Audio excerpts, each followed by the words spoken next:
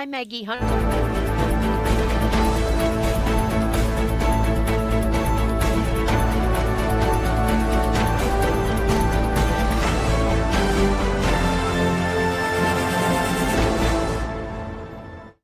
The Rob Carson Show is presented by Chapter, Medicare Guidance Simplified. You don't need to live with aches and pains. Visit relieffactor.com today. This is the Rob Carson Show. This is the Rob Carson Show. Welcome to it. It's thank God it's Monday. Thank God it's Monday. Oh my goodness, there's so much to talk about. So much goodness.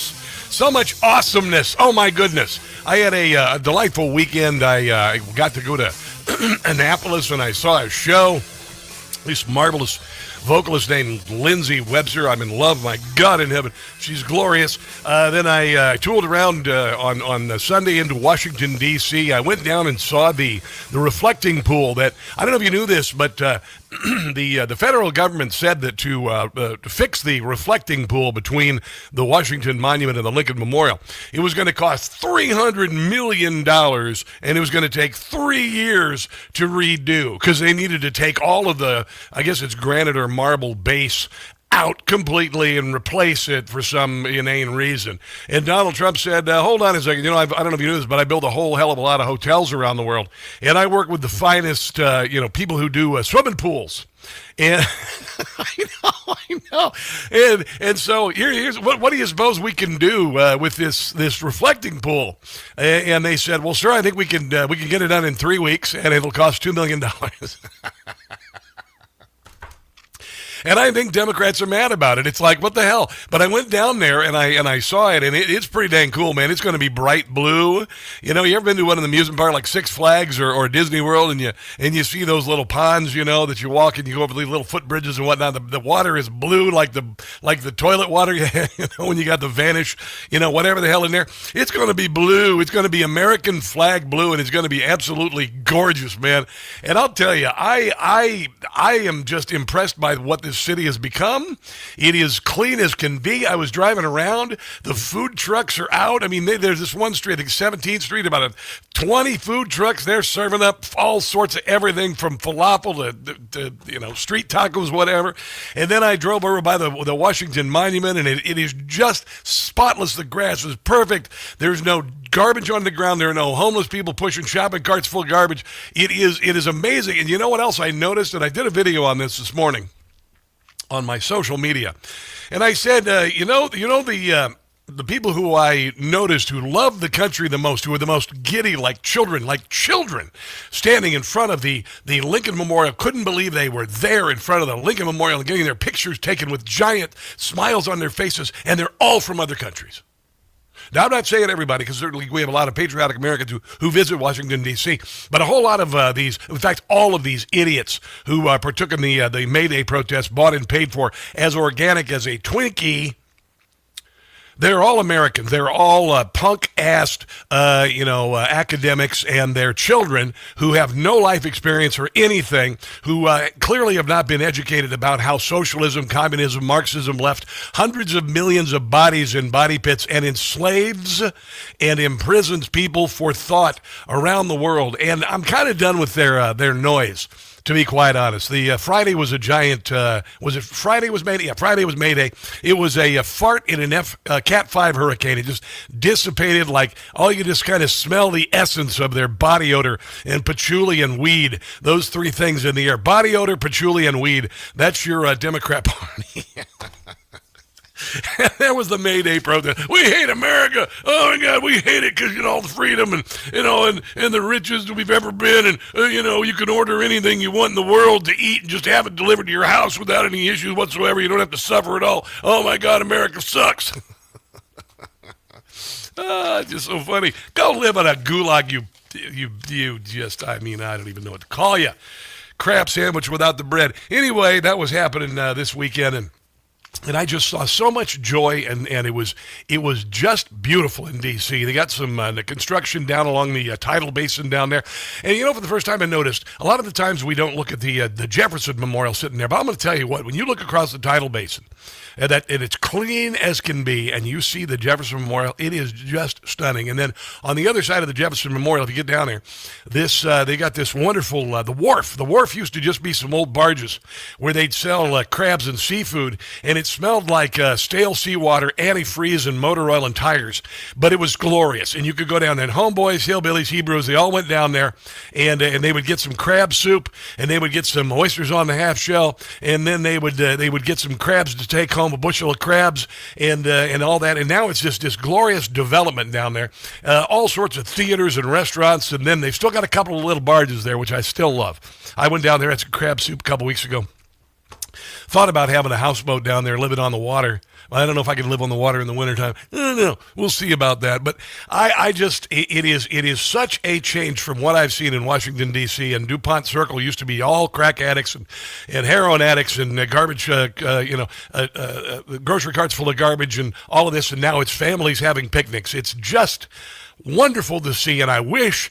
Well, it won't happen. But the Democrats who run these Democrat cities around the country that are crap hole supreme, like Chicago, and like, East St. Louis, and St. Louis proper, too, I guess you could say. Trust me, I know. A good share of Kansas City, about probably 25 to maybe 40% of Kansas City is slums, houses you can buy for $150,000, and you wouldn't want to live there because you'd probably get killed, walking into your house with your groceries or robbed or whatever. You go down, I went to some open houses, and where you park your cars, there's broken glass from windows in front of the house. You're like, I don't think I want to live here.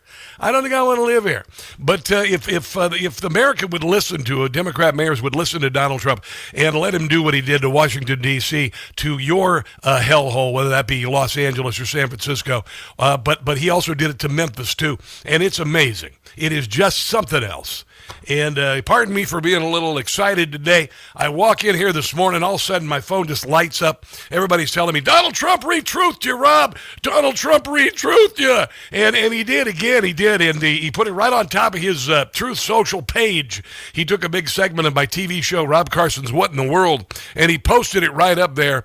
And it is, for a guy from Iowa, who has lived a good deal of his life in poverty or certainly paycheck to paycheck. Not sure I'm quite past that yet. But to know that the President of the United States loves my political commentary and my comedy means so much. I'll play just a sample of what he shared. Hello and welcome to another edition of Rob Carson's What in the World. I, for one, am quite thankful that our president and his cabinet are okay. There you go. Donald Trump returned to the White House Correspondents' Dinner, and a madman, no king supporter who gave money to Kamala Harris' campaign and rallied against Trump using the language of Democrats and attempted to storm the ballroom to kill the president. And MS Now has no clue about his motivation. We do not yet know what the shooter's intended target was. Yes, obviously. Okay, so we don't know what the intended target was. This was an event that was well publicized that the president would be attending. And now we know the intended target. He has not attended this event since 2015. And there's a reason why that he was the intended target. But it was a room of over 1,000 people. There were reporters, there were lawmakers. He might have been there to go after the guy who had the basket with the bread and the tongs, and then he's like, the guy didn't want pumpernickel, and like, how dare you give me pumpernickel? Nobody likes pumpernickel. Business leaders, they were members of Congress. Could have been a bartender for all we know. I asked for Chardonnay. Members of the administration. You get the idea. That's what the show's about. It's improvisational comedy. I play my own video clips. I write the script around it. It usually takes me about 4 or 5 days to do the dang show.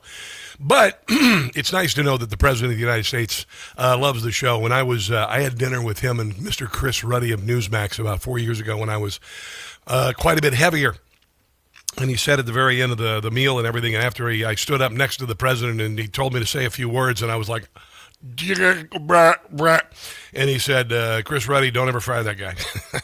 I was like, thank you, Mr. President.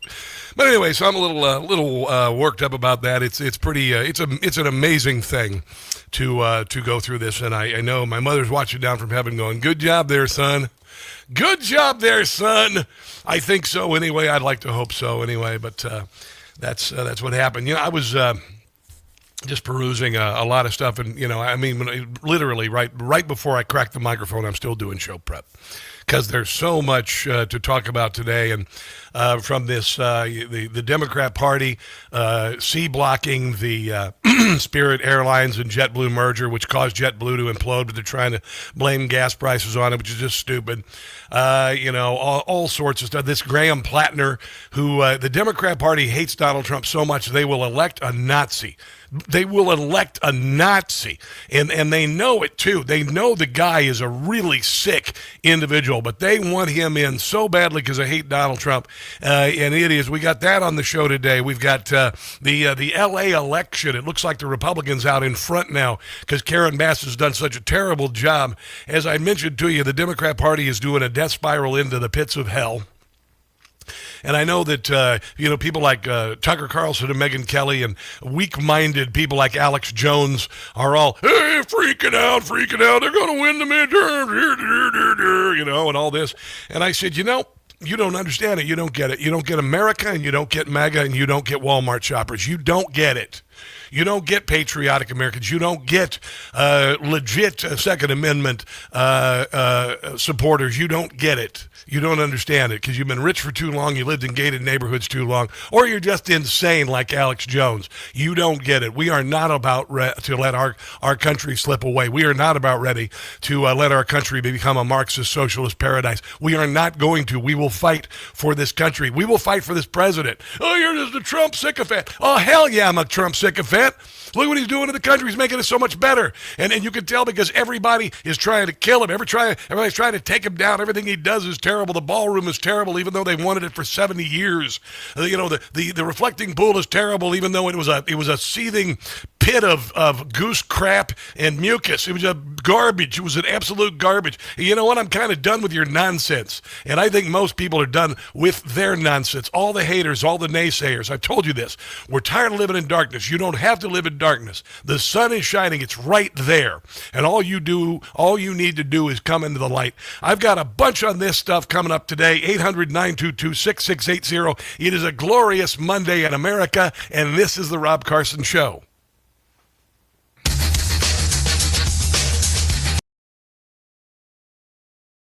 Hey guys, it's Carson. You know my signature phrase, don't catch the stupid. When it comes to Medicare, that's easier said than done. Medicare is overly complex with thousands of plans, hidden gotchas in the fine print, and rules nobody really explains to you. Many people just pick something and hope for the best. That's why you need to know about Chapter. They're the only advisor that looks at every plan in the country, matches your doctors, your prescriptions, and your situation to a plan that fits your needs. When your call with Chapter is done, you know your doctors are covered. Your prescriptions are matched, and you go from, I hope I did this right, to, I know I did. That, my friends, is peace of mind. A call with Chapter is free for my audience, and there's no pressure to sign up. Call Chapter today. Here's the number, 27 Medicare. That's 27 MEDICARE. 27 Medicare for Chapter. No pressure. What's your excuse? Call 27 Medicare and don't catch the stupid yourself. Call 27 Medicare today.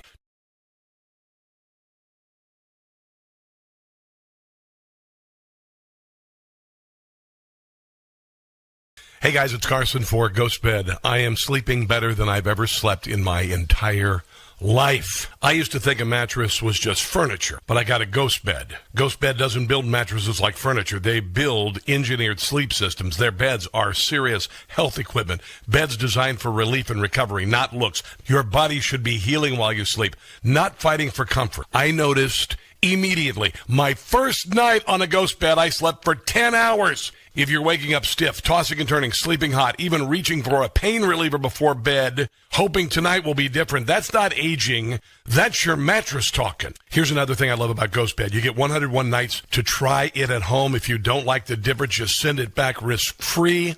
Ghost Bed is currently having their Memorial Day sale plus an extra 10% off for my audience. Go to ghostbed.com/Carson and use promo code Carson. Ghostbed.com/Carson. Promo code Carson for the sleep of a lifetime.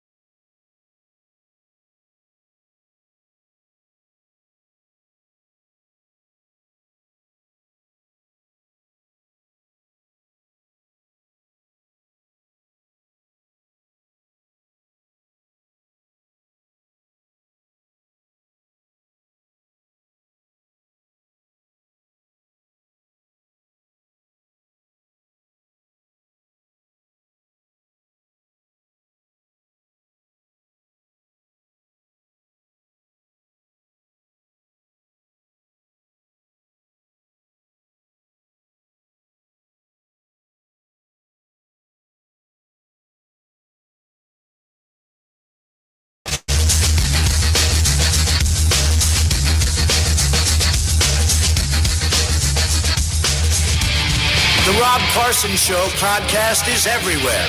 Go to newsmax.com/listen for details. Democrats are panicking because this ruling strikes at the heart of their agenda. And when you can't sort voters by race, you actually have to start persuading them with policies. They are doing everything they can, it appears, to artificially give Donald Trump a Republican majority in the Congress and in the Senate, which of course he's at risk of losing because his presidency has been a disaster. And what you see southern states openly talking about doing now is eliminating black representation. Not at all. They want to be able to create the kind of Viktor Orban democracy-proof Duma that Russia has, that Venezuela had, that Hungary has. And you do that by getting rid of it. Yeah, that's just amazing. Everything they just said was a complete fabrication and a lie. And we've been through 10 years of this bullcrap. Just done with it. Honestly, the May Day protests on Friday were, I always say the straw that broke the camel's back. It crushed the camel into the powder. I'm done with you crybaby little biatches. I'll just say it that way. Little crybabies. You got your butts kicked. You tried to put Donald Trump in jail and take his fortune, take him off the ballot. You impeached him for nothing twice. You created Russia collusion out of nothing. You raided Mar-a-Lago and you tried to kill him twice. And you friggin' lost. You lost, you little losers. You lost. I saw this morning, and this is one thing I've been talking about. The Democrat Party is going to have to reinvent itself or disappear into the dustbin of history. You've heard me be saying this for years. For those of you who are new listeners or viewers, that may come as a surprise, but I've been saying it for years because they're so broken they have nothing to offer, but I hate Donald Trump. And the resulting caterwauling from their defeats. Trump is racist, Trump is Hitler, we are white supremacists, all of this nonsense. And I found this because, during the, I think 2018, 2019, with the massive censorship campaign by Democrats. Hey guys, it's Carson for Ghost Bed. I am sleeping better than I've ever. But anyway, the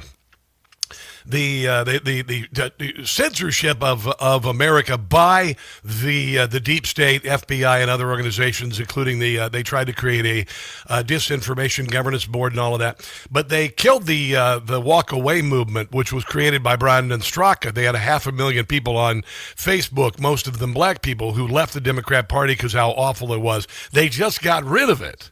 Well, it's back, and here is a woman on the walkaway movement, and here's what she has to say, and I'll just let her talk. I want you to listen to this and then realize maybe you should do the same thing. Maybe you should do the same thing she did. Okay, here it is.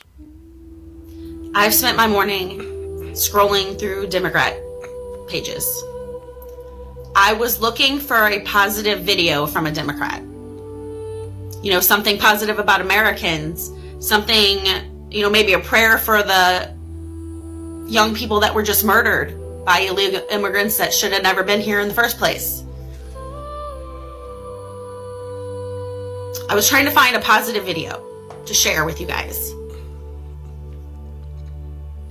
Because I don't want to believe that all Democrats are demons. I don't want to believe that they don't have common sense or sympathy or empathy or any of that. I want to believe that they're still human, but the proof is in the videos. The proof is out there. These people have no common sense, no self-preservation for themselves or others.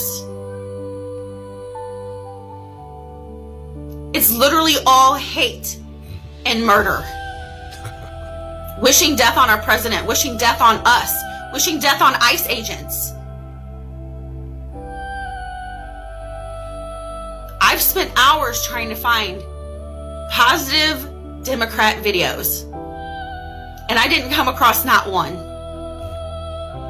Not even one.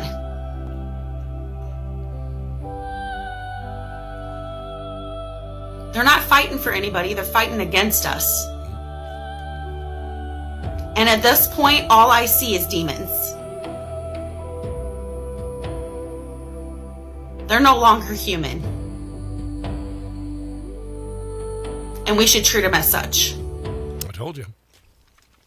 Democrat Party's doing the death spiral into hell. I told you that we are the reaction to the action of evil around the world, and they are fighting us. They are throwing everything at us, and they are on the wrong side of good, and they are on the wrong side of God.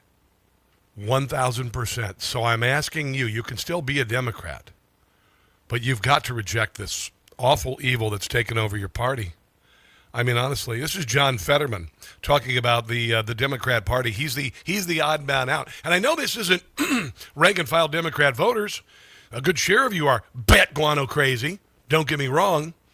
But there are some of you who are decent, maybe Christian or Jewish or at least practicing a faith of some sort, who have a moral compass that is good overall. I believe that.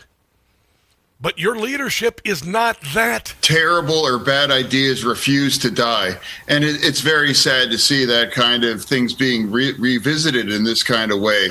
And a lot of these, these terrible groups like Code Pink and a lot of the other ones that are strongly aligned to the CCP, without a doubt, they're being financed. I mean, it's ironic. I mean, these kinds of protests are being funded by billionaires against billionaires. I mean, I don't know if they realize the irony in many of those things right now. And now there is kind of a small communist takeover in Maine.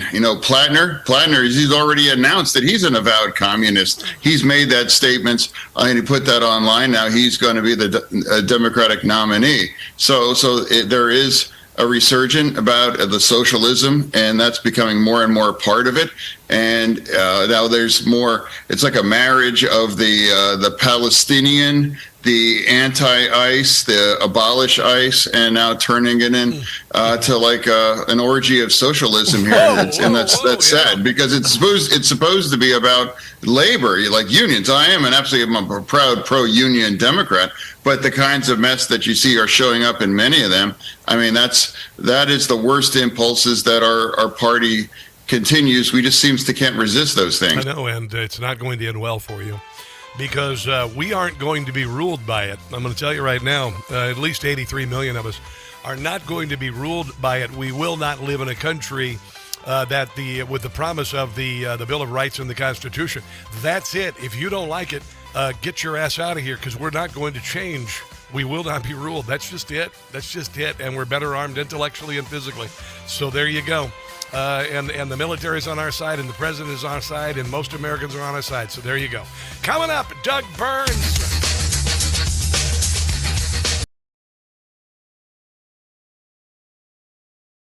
My entire life, my betting has just been betting. I got the least expensive stuff I could find. Have you noticed your sheets slipping off the corners lately? Maybe your pillows just don't feel supportive anymore.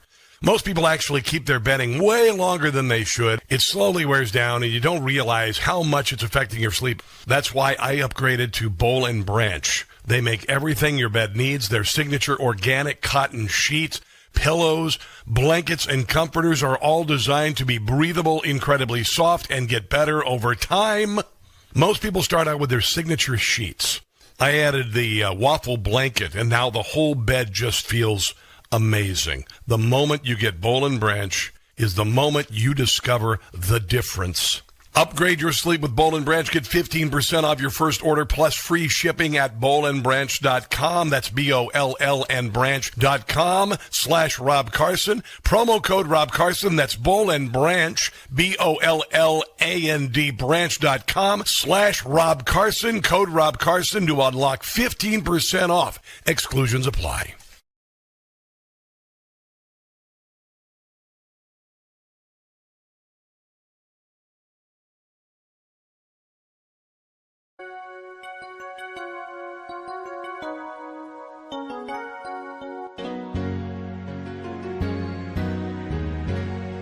Two girls that Swalwell groped before. They say there's 50, maybe more. It's a sordid tale. Eric should be in jail for all the girls he groped before. It finally forced his resignation. He left the Congress in disgrace. And now we have an explanation why female staffers carried mace. To all the girls that he attacked, and to the women who fought back. Swalwell needs to pay. Arrest Eric today for all the girls that he attacked. To all the years that he should serve, a prison stay he does deserve.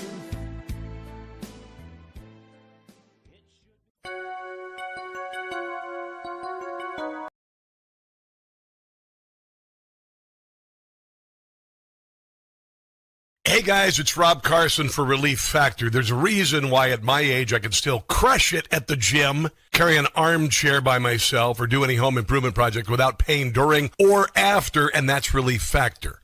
When it comes to supplements, the two things that matter most, it works and you trust it. Relief Factor was created by a combat-wounded Vietnam veteran. He decided to become a doctor simply to help people, to heal them. If pain is holding you back, find out why so many people, including me, make Relief Factor a part of their daily routine. Try the 3-week quick start today. Go to relieffactor.com. That's relieffactor.com, or call 800-4RELIEF. That's 800-4RELIEF for Relief Factor.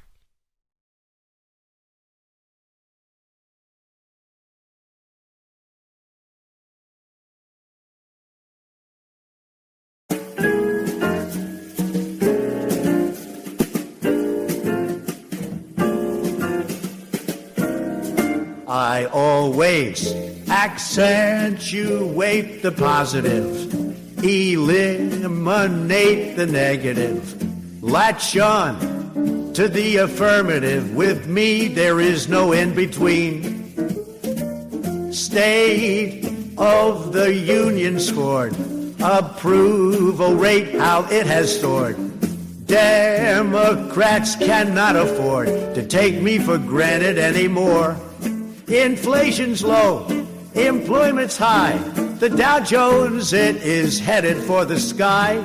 Borders secure, illegals aren't jetting in.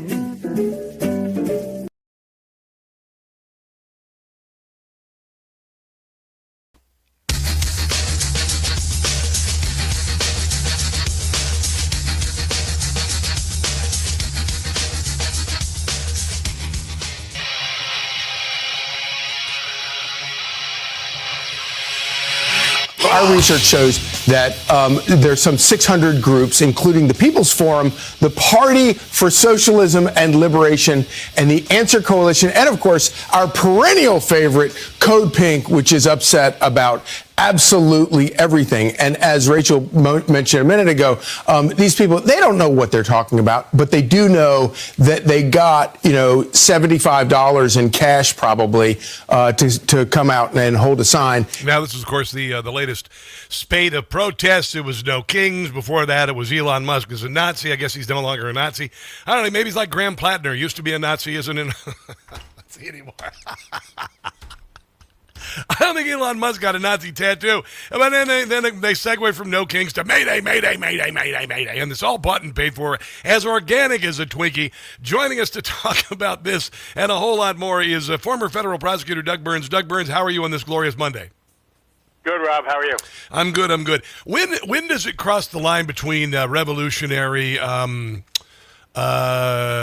overthrow of the government versus free speech? And I'm not saying they're attacking with weapons, but when you're talking about the overthrow of the government, the assassination of its leaders, and then you've got people from the Chinese Communist Party helping to juice the finances of these organizations. I mean, what can be done about this, Doug? That's a very tricky question because I've said before and I'll say it now, free speech is a continuum, so just picture a line going across from left to right. On the left is just, benign opinions, this is my view, this and that. And then all the way over on the right is, let's overthrow the government, let's throw Molotov cocktails through that building's window. But those are the easy ones, the two extremes. What's tough is the gray area in the middle. And that's exactly what we're discussing. But it's very, very, very troubling. The whole free speech issue is extremely troubling because people ignorantly just throw around cliches, based on their ideological position. So, when it's Jim Comey putting the seashells, that's all free speech. But as sure as the sun set tonight, as I've said in a couple of media segments recently, and I want to repeat it for your audience, if that were in reverse and Kash Patel posted that about Joe Biden, you'd see a hysterical meltdown, and they'd be lecturing you that that's clearly not free speech, and on and on. What about letting kids out of school? What about these teachers' unions allowing kids to take the day off, busing them to these bloody protests? There's got to be something that is absolutely inappropriate, if not fully illegal, about taking children out of school to go to Democrat/Marxist/communist protests. That should have all kinds of legal exposure. You're 100% right. Because the point is, if you're going to take children out of school, it can't be for a defined, ideological side, for lack of a better description. So, the point is, if they're actually doing what you just described, that should be challenged in court. And I think you'd have a very, very high chance of getting a reasonable judge, any judge, to enjoin that and say the school cannot send children to these ideological rallies, et cetera, et cetera. Well, it absolutely happened. It absolutely happened across the country. It happened in Chicago. I mean, dear God, I tell you what, these teachers' unions, I know that in several states, I'm not sure if it's national or not, compulsory union membership and dues, I believe that was shot down at one point, but it looks like they've infested, the teaching profession with this Marxist nonsense. Well, yeah, I mean, you're seeing it institutionally all over the place. You could have 20 different seminars that you and I could do. A, academia, universities. Are you kidding me? I mean, B, as you just said, teachers' unions, school boards, and on and on and on. So from, looking at it globally, we're just seeing an unbelievable push to the far, far, far left on all kinds of issues. And you're right. But once government gets involved, and school board is a government. I know that sounds silly, but it's a local government, a school board, because it collects taxes and it provides services. It's a government. And once they start getting into ideological stuff, very problematic. But as you say, as a practical matter, A, it's already going on all over the place. And as I'm saying, I'm adding to the discussion, you see it in Hollywood, academia, and on and on and on. Mm-hmm. Well, I think, as usual, the left overplays their hand. I think the Democrat Party has turned to darkness and has moved beyond rhetoric to actual physical threats, acts of violence. There were two politicians running for office. One was transgendered over the weekend. Another one was arrested for phoning in threats about Donald Trump. The great thing about it, though, is they lack the I guess the intelligence or the reason to not tell everybody about it on social media. Right. No, I mean, it's just remarkable. But the larger question, and I've always posited this in the last couple of years, is, assume for the sake of argument that politicians who would otherwise be relatively centrist, even in the Democratic Party, why are they pandering to such an unbelievable degree to the far, far, far left? And working off your intro right into today's discussion, I think money, money, and money are the three answers. Well, you're exactly right, and we're seeing the I would call, and I've said the Democrat Party is the largest organized crime family in the history of the world. I mean, La Cosa Nostra has got to be going, damn, I could have had trillions of dollars. All I needed to do was open a Leering Center, No, you're right. How does the DOJ, how does the FBI keep up with all of the feces hitting the fan? With all, 500 of these hospice care centers that were run by the Russian mafia shut down. Not a single complaint. Not a single complaint. But they are ramping up the enforcement. They did 22 search warrants. Let's hope they uncover a lot more evidence. They have prosecuted people in Minnesota. They've gotten convictions. They're starting to get sentencings. So they are moving in a decent direction. But again, the state of the world right now in terms of, I know I sound like a broken record, but the far left stuff. Just yesterday we were discussing this thing, as you and I have discussed about, no ID to vote. I mean, how do you argue that with a straight face? You don't. As I said on TV yesterday, it was funny. I said, can you imagine going into motor vehicles? Hi, I'm here to renew my license, but I don't want to show any IDs. Yeah. Well, Doug, I've said that if the Democrat Party really gave a damn and they were that concerned about women and black people not having IDs, and considering all the myriad ways you need an ID, that the Democrat Party's first instinct should be, we've got to get people who don't have IDs. But here's the problem. Everybody who needs an ID has one. The only people who don't are illegals. Ta-da! That's it. Yeah. Duh. And by the way, the minority community, in my view, views a lot of that Democratic stuff as incredibly patronizing beyond belief. Those people don't have IDs. What, are you kidding me? Of course they have IDs. They're functioning people in society. They have driver's licenses. They have other forms of ID. Yes. So, a lot of the whole big-time liberal, Pinot Grigio, Central Park West crowd, they just patronize minorities all day long. And women now. I mean, imagine telling your wife, Doug, just saying, hey, honey, you never want to divorce me because you couldn't survive. You wouldn't be able to vote or anything. By the way, I wanted to mention this here. What? This is funny. When I went to vote in Manhattan, yes. I may have told you this before, but it's funny. Just for blanks and giggles, I pull out my license, right? Yes. And I hand it to the guy. I go, here's my ID. I was like totally sarcastic. I go, obviously you need to see an ID, right? He goes, no, I don't need that. I don't need that. It's like garlic to vampires.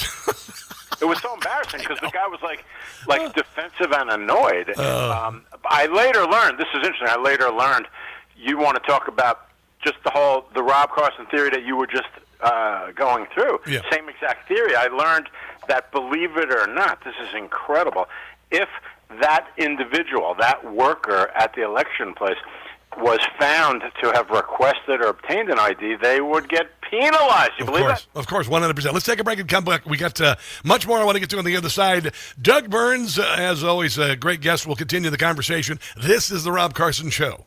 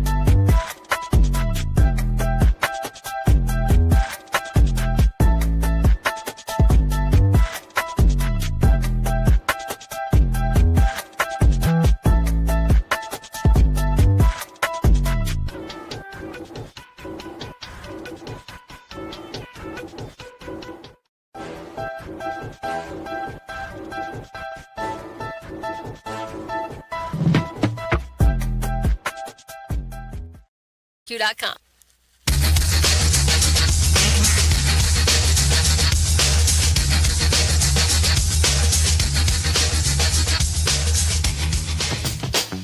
I didn't realize some folks associate those numbers with violence. It never occurred to me. But I oppose violence of any kind, so I took the post down.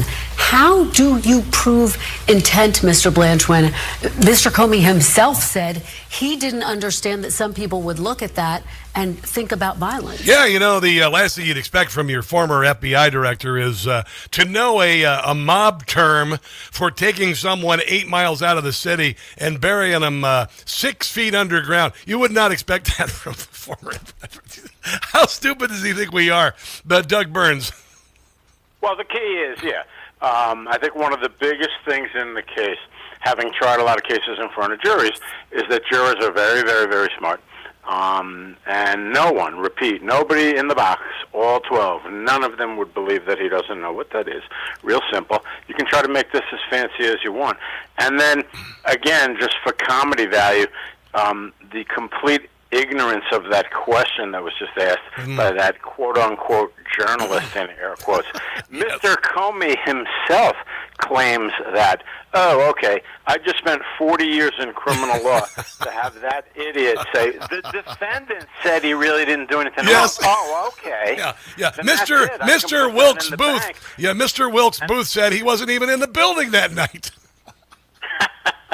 No, so I mean, she literally just said, and it really is worth repeating, the defendant said something that's not consistent with his guilt. Well, there's a big effing surprise. There you go. Here's a little more from Todd Blanche. People would look at that and think about violence. You prove intent like you always prove intent. You prove intent with witnesses, you prove intent with documents, with materials. So again, this is not just about a single Instagram post. This is about a body of evidence that the grand jury collected over the series of about 11 months.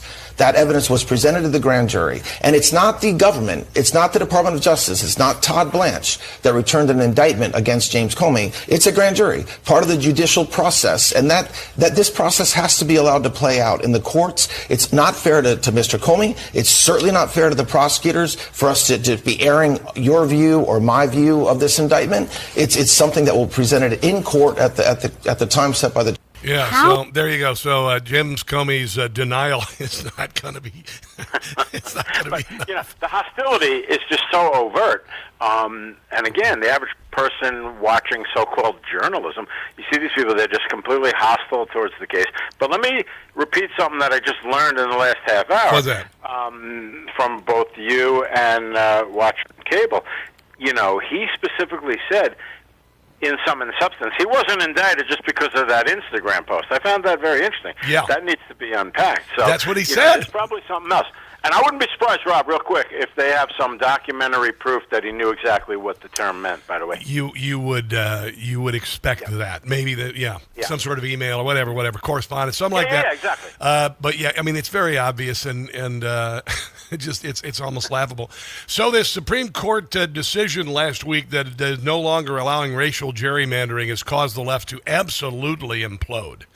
Absolutely implode. This seems to be the final word on this, and different municipalities, different whatnot, are going to pursue remandering those areas without taking race into effect. I can't think of anything more racist, and I'm surprised that it lasted this long. It's absolutely unbelievable, just completely shocking. And I want to work in the immunity case just really quickly. Okay. The Supreme Court laid down just black letter law. Things that are presidential and within the scope of the job can have immunity. Things that are outside the scope can't. That's a factual determination, not legal. You had people went on TV, they looked right in the camera, and they go, he can now kill a political opponent in the street, and he has immunity. That's absolutely shocking. So now let's go to this case. Same exact thing. You have Hakeem Jeffries, who must be called out by name, and others, Elizabeth Warren, and they go, this illegitimate and corrupt court, that's a disgrace right out of the gate. Yes. When you lose a case, you don't call the court that ruled against you illegitimate and corrupt, but they want to take away voting from minorities, that's as bad. That's why I mentioned the thing about the immunity case. That's the identical level of just flat-out misrepresenting and lying about the decision. Now, what's interesting is I got in a couple of discussions with a couple of legal scholars, no joke, and my theory being, you have the average person saying that, they're trying to take voting away from minorities. You have somebody in Congress saying that, and then you have somebody either in Congress with a law degree or outside of Congress, but also with a law degree. Hear me out. My theory is it is unethical, if you are a lawyer, to say they are trying to take away voting from that's completely unethical, in my opinion.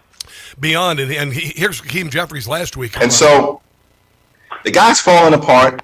The MAGA majorities in Congress are falling apart. The Supreme Court is a disgrace. And then in the new Congress, we're going to have to do something about this Supreme Court. And let me be very clear. Everything is on the table. Now, that sounds like a threat, Doug. It sure does. And, Chuck Schumer, not for nothing, he directly threatened Gorsuch. You remember the famous footage. Yep. You played it many times.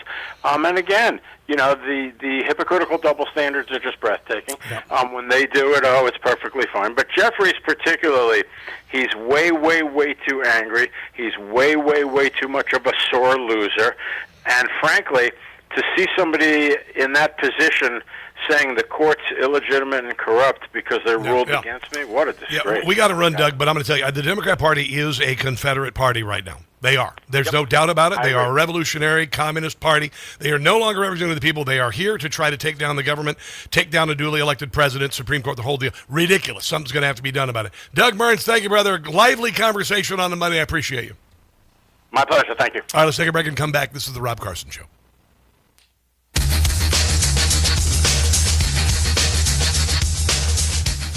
Finding great candidates to hire. How are you? I'm good. Good to see you guys. Proud to be a Jew. How are you? When I was in school teachers didn't push politics. You're exactly right. It was bullshit. It started to change when I was in college. I graduated in 1989, and it was starting to change. The bull crap was starting to happen. So, they were starting to say, you're responsible for slavery. No, I worked in farm fields for free my entire childhood and adolescence, so screw you. So there you go. Ridiculous. Doug was great, wasn't he? Oh, my God. So good, so good, so good. So good, so good, so good. Let me get over here on the Facebook page. Yeah, it was pretty cool to be retruthed by the president this morning. They literally cut a 10-minute segment out of my TV show and posted it out on Truth Social. So pretty amazing. It's an honor beyond belief. Honor beyond belief. It's mind-blowing. Mind-blowing for me. I'm so blessed. I'm glad you guys are here, too. I'm glad you guys are here for all of this. It's magnificent. All right. Hold on. What was I going to play here?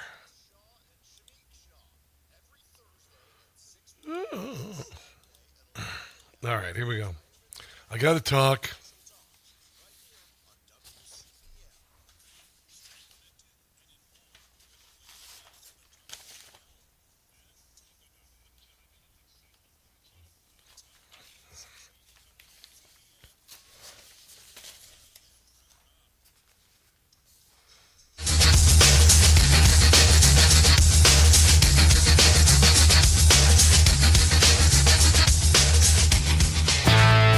It is a Rob Carson Show Monday.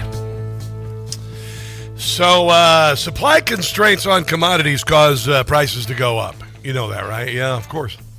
Oh, by the way, Todd Blanche and Brooke Rollins have announced massive antitrust actions against meat packing companies, which have been slowly taken over by foreign entities, including China.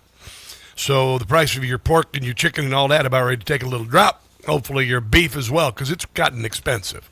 I did some competition chicken thighs in my smoker this weekend. I mean the best dang chicken thighs I've ever had in my life. I mean, like, wow. Like you'd go, I want that. Oh, I don't want the chicken breast. I want the chicken thighs. That's what there you go. Anyway, it's a Gin Air indoor smoker, by the way. It's fantastic. But when the commodities go up, when things like the Straits of Hormuz is blocked and all of that, and gold is a commodity too. They mine it out of the ground. When it's gone, it's gone. Governments just can't print more of it. If you've been thinking about getting gold for years, you've been hearing me talk about birch gold for years. How about you take some of your savings, which are doing nothing, and buy some gold? How about that? It went up $2,600 to $5,600 in 2 years per ounce. $2,600 to $5,600. Right now it's in the mid-4s. And you should buy some gold. And if you're a first-time gold buyer, Birch Gold is going to give you an incentive up to $10,000 with qualifying purchase. Up to $10,000 in gold with your qualifying purchase. What you got to do is just text my name, Rob, to 989898 to see if you qualify for a first-time gold buyer rebate up to 10,000 buckaroonies. Oh, my goodness. Again, text Rob to 989898. I trust Birch Gold because they have my money, and I ain't got a lot of money. So I'm very picky about who has my money. My ex-wife's got a lot of my money. She gets a whole bunch of it every month. That said, it's okay. I'm cool with it. I want her to be happy. Text Rob to 989898 for Birch Gold. Coming up, Judge Janine Pirro smacks down Jake Tapper. On the way, also, a Stephen Cooper trans-identified male running for Congress in Wisconsin has to walk back his violent threat against Donald Trump. Another Democrat in Pennsylvania arrested for threatening Trump and members of Congress because the left and Democrats have gone cuckoo for Cocoa Puffs. That's all coming up. This is the Rob Carson Show.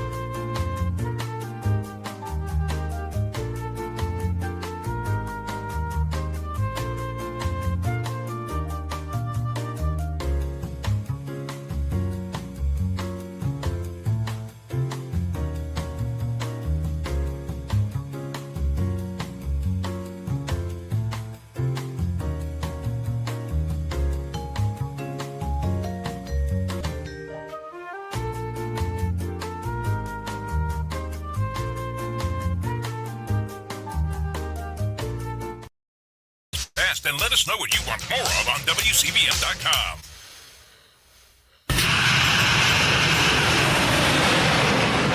Hold it now. You are about to hear the most interesting, informative, thought-provoking, and funny show in America. On air and on the World Wide Web. This is the Rob Carson Show. This is hour number 2 of the Rob Carson Show. Welcome to it. What a glorious day in America. It's already the 4th of May. I was re-truthed by the President of the United States last night. Again, he took a 10-minute segment of my show, Rob Carson's What in the World, and he posted it on Truth Social because he watches the show, and he has for many years. So what a gift. Thank you, Mr. President. I appreciate you so much. It is a beautiful day in America, and aside from a bunch of bought and paid for political hacks, throwing temper tantrums for the last decade about losing the election because they can't win on ideas, Americans love America. Great things are happening in America. Thank you very much. And all the Democrats can do is freak out. This is the May Day protests were on Friday, and they illegally, teachers' unions let kids out of school to go participate in Marxist. This is nonsense. This is absolutely unacceptable. Not only irritating, but absolutely these teachers' unions need to be shut the hell down because they don't exist to make sure kids can read and write. All they do is they want to forward a Marxist agenda, all of the woke nonsense, all the transgender nonsense. And here's a mom, the based mom is what she calls herself, and her comments on hundreds of schools around the country letting class out, and not only that, busing kids to these May Day protests that are bought and paid for by the Chinese Communist Party, among others. I want to thank the teachers' unions and the brave teachers who took students out of school yesterday to go out and protest for May Day. No one, and I mean no one, could do more to promote school choice and homeschooling than these guys and gals. Across the country, they brought thousands of kids out of the classroom and into the streets to protest. In some cases, they did abandon the kids altogether and just gave them a day off to sit home. All day long, they screamed about a mosh posh of causes. Things like no kings, anti-ICE, no wars, no billionaires, tax the rich, workers' rights, and whatever other slop they could throw into their anti-American trough. It was another whole day of teaching kids how to hate America. And just to add to their advertisement for dumping public schools altogether, let me give you a snapshot of what's going on in Chicago public schools, which is not unique to Chicago. This is a nationwide problem. As of last fall, only 43% of Chicago public schools 3rd through 8th graders could read at grade level. Yeah. Only 27% could perform math proficiently. And that is after they lowered the standards for what it means to be proficient. Yeah. So once again, to all you whack jobs in the education system, I want to extend a heartfelt thanks. You're doing all the legwork we need to promote homeschooling and school choice. Yeah, there was a kid in Philadelphia, a high school student, decided he would showcase his fellow classmates' inability to read. They're illiterate. And he's facing expulsion for showing the truth. I want you to play a little sample of this. They were having trouble reading words like silhouette and extraordinary. Read the end of this quote for me. She wore a suit, clothes that were... Yeah, silhouette is the word she was looking for. Who's this for? Extraordinary. Didn't know how to spell, didn't know how to read extraordinary. Extraordinary, but somewhat... Gertrude? Gauche. What that mean? I don't know. She wore a silhouette of clothes. Yeah, they tried to read. She wore a silhouette of clothes that were extraordinary, but somewhat gauche. That were extraordinary, whatever, bro. Extraordinary, bro. But some. Now go to that protest, that May Day protest there.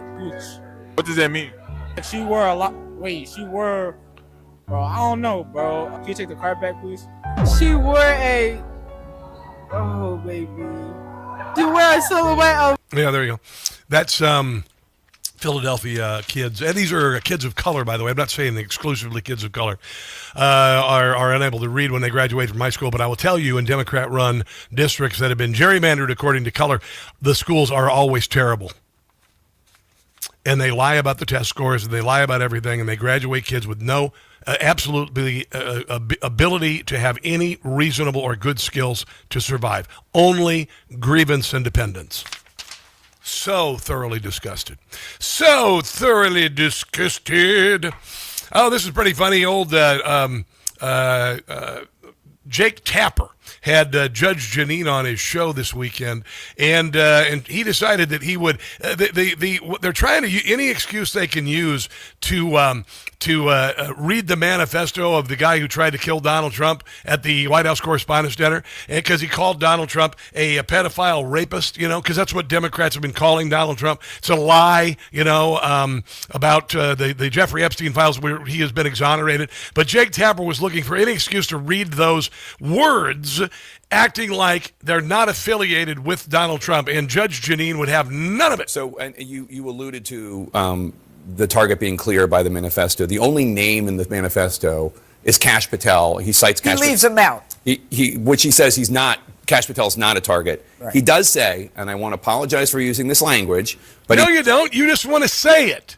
You just want to say it. He does say, quote, "I am no longer willing to permit a pedophile, rapist, and traitor to coat my hands with his crimes," unquote. First of all, that's outrageous. I mean, there's a lot of other things you could have referred to. Yeah. This guy is a hater. He hates Trump so much he wants to kill him. Is he talking about Trump? You're going to have to ask him that. Okay. I don't really care. So I'm going to ask you a question. Oh, my God, you're not that freaking clueless. Of course, he also said, I didn't know Joe Biden has a mental decline. I didn't know he had dementia. I don't know what the hell. I mean, it was a complete surprise at the debate that I hosted that maybe this guy had cognitive decline.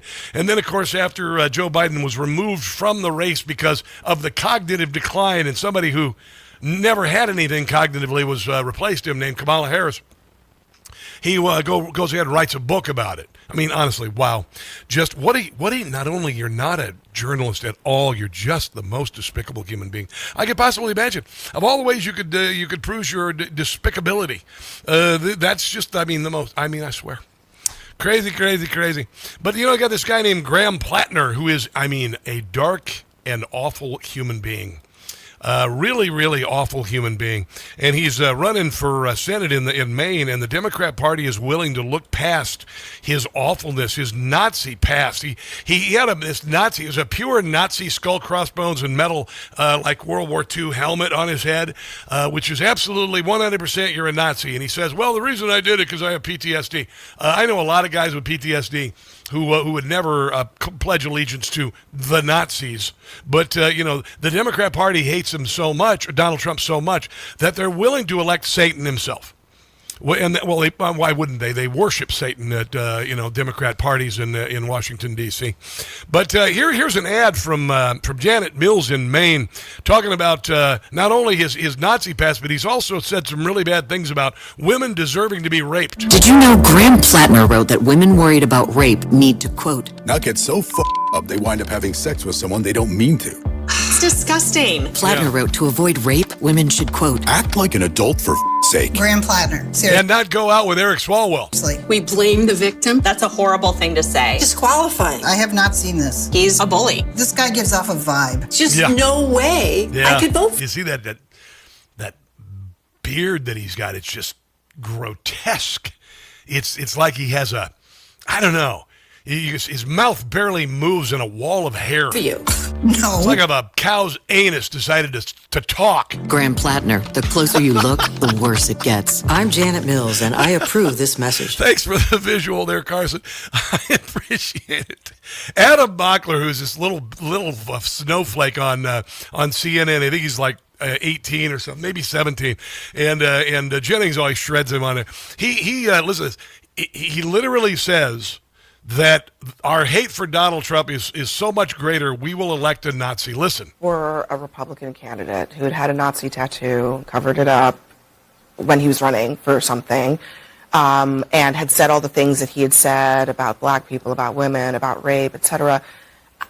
Do you really think there's a world in which Democrats would be like, let's just let bygones be bygones? That's the past. Of course Today's not. the Of course present. not. I think we're entering a new era, and we'll see what the base wants. We'll see who wins when the Yeah, we'll see what the base wants. If the base wants Nazism and, I don't know, marching the Jews into the gas chamber, then I guess we better just vote for it. actual election happens. But for the past decade, Democrats have been unified by our opposition to Donald Trump. Ding, ding, ding. There you go. There's the TDS. And now Graham Plattner has a forward-looking message. So if Donald Trump or if another Republican had a Nazi tattoo, I don't know, Donald Trump has dinner with Nazis. It's not that. That's an absolute lie. I mean, honestly, what you little jackweed, you should be removed from the air. Far from, it's happening. But there's also He just lied there. Nobody called her out. Abby Normal didn't say a thing. plausible deniability regarding Graham Plattner's tattoo. We don't know if he knew. We don't know what he knew. But it's not just the tattoo. It's not just the tattoo. Listen, that sounds so pragmatic. If Honestly, where do you get these children? Dear God, did you pick him up from a May Day rally that he was released in high school from high school for? Debbie Dingle, who, if she was married to Marion Barry, her name would be Debbie Dingleberry. And she was on with the CNN. She's the same thing, even though he said all these things about women being raped and everything. She's cool with it because, Donald Trump. So first of all, I'm going to say I was very upset as a woman who has dealt with domestic violence, grew up in a home, and other sexual violence. Very upset by what his previous comments were.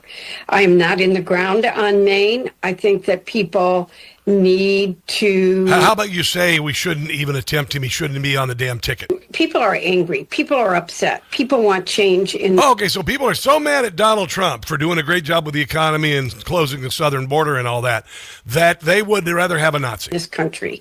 And if you don't see people standing up to the president, then you see some of the results of what happened in Maine. I am very concerned about remembering in all of our elections that we got to win the general election. How much was your soul? Democrat Party, trillions of dollars. Yeah, trillions and trillions of dollars. That's how much the Democrat Party sold its soul for. You Democrats, voters, you didn't get a damn dime of it. You just paid for it. There you go. New satire from Jim Gossett about the Graham Plattner candidacy on the other side of the break. Let's take that break now. This is the Rob Carson Show.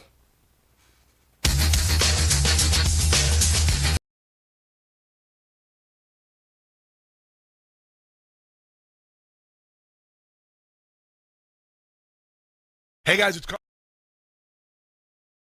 Carson. If you are on Medicare or about to be, you could be overpaying right now and never know it. Here's why. Millions of seniors are in a plan that doesn't fit their needs. Because Medicare is complicated, many brokers just steer people into plans that pay them the most. That's absurd. That is so absurd, I decided to write a little slogan for it. Medicare sure ain't fair, and choosing a plan is a bear. Pick a plan with a broker if you dare, and you might end up with a scare. Okay, listen, it's a little rough. You need to know about Chapter. They're the only national advisor that looks at every plan in the country, matches your doctors, your prescriptions, and your situation to a plan that fits your needs. With Chapter, you'll see what a plan actually costs when you need it, not just the $0 some plans advertise. Your doctors are covered and your prescriptions are too. You'll have confidence you have the coverage you need. A call with Chapter is free, takes about 20 minutes. If you're turning 65 or already on Medicare, call 27 Medicare. Again, that's 27 MEDICARE.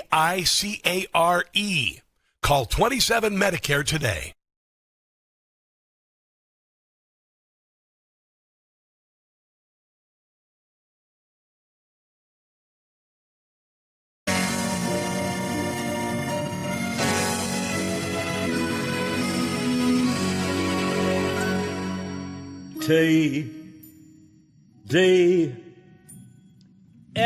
TDS, James Covell has TDS. Will I land in a psych ward? That is anybody's guess. It's for sure, I'm insane. I really can't explain why for Donald Trump I have so much disdain. I'm as crazy as a loon. I'm gonna crack up soon. It's expanding like a big balloon. It's gotten even worse. It's gonna be my curse. TDS, TDS, TDS. TDS, TDS, is it derangement? I say yes. Whenever Trump is mentioned, I become a giant mess. He causes me such pain, pain I can't contain. Of my existence, he has been a bane, like Ellen and Rosie. In our brain, he lives rent-free, driven me as crazy as can be. It's something I can't shake. How much more can I take? TDS, TDS, TDS.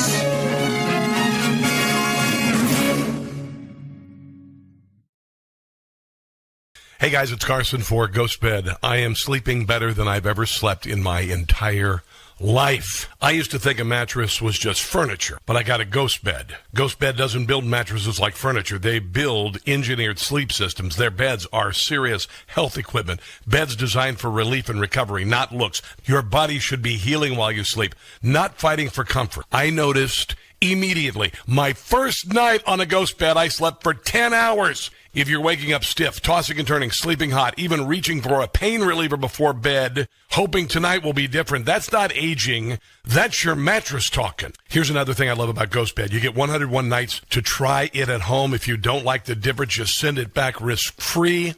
Ghost Bed is currently having their Memorial Day sale plus an extra 10% off for my audience. Go to ghostbed.com/Carson and use promo code Carson. Ghostbed.com/Carson. Promo code Carson for the sleep of a lifetime.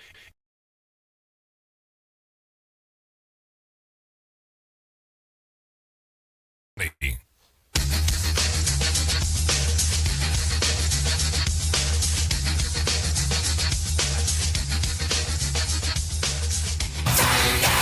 Fasten your seatbelt, Deep State. It's gonna be a bumpy ride. It's the Rob Carson Show. Did you know Graham Plattner wrote that women worried about rape need to, quote, not get so up they wind up having sex with someone they don't mean to. Wow, I don't think Graham Plattner is going to be the senator, by the way. I don't even think Mainers are that ridiculous. This is Jim Gossett on the Rob Carson Show. This lunatic in Maine, a Nazi tattoo-wearing hater. Yeah, that's a white supremacist right there. Graham Plattner is insane. Yeah. The voters should say, see you later. Women he's trashing, Israel's bashing, a Nazi lover. He's blown his cover. The Democrats in Maine. Democrats in Maine. Plattner, how can they be for him? How can they be for him? There is no way to explain. No way to explain how much they adore him. They love their Nazis in the Democrat Party. He's a fanatic. He is erratic. They must reject him. Cannot elect him. Have they lost their minds in Maine? Have they heard his racist ranting? Wow. Anybody with a brain. That is Jim Gossett. He is a genius, and it's a blessing to have him on the radio program. The most brilliant person I've ever worked with. I've worked with a lot of people, and this guy is amazing.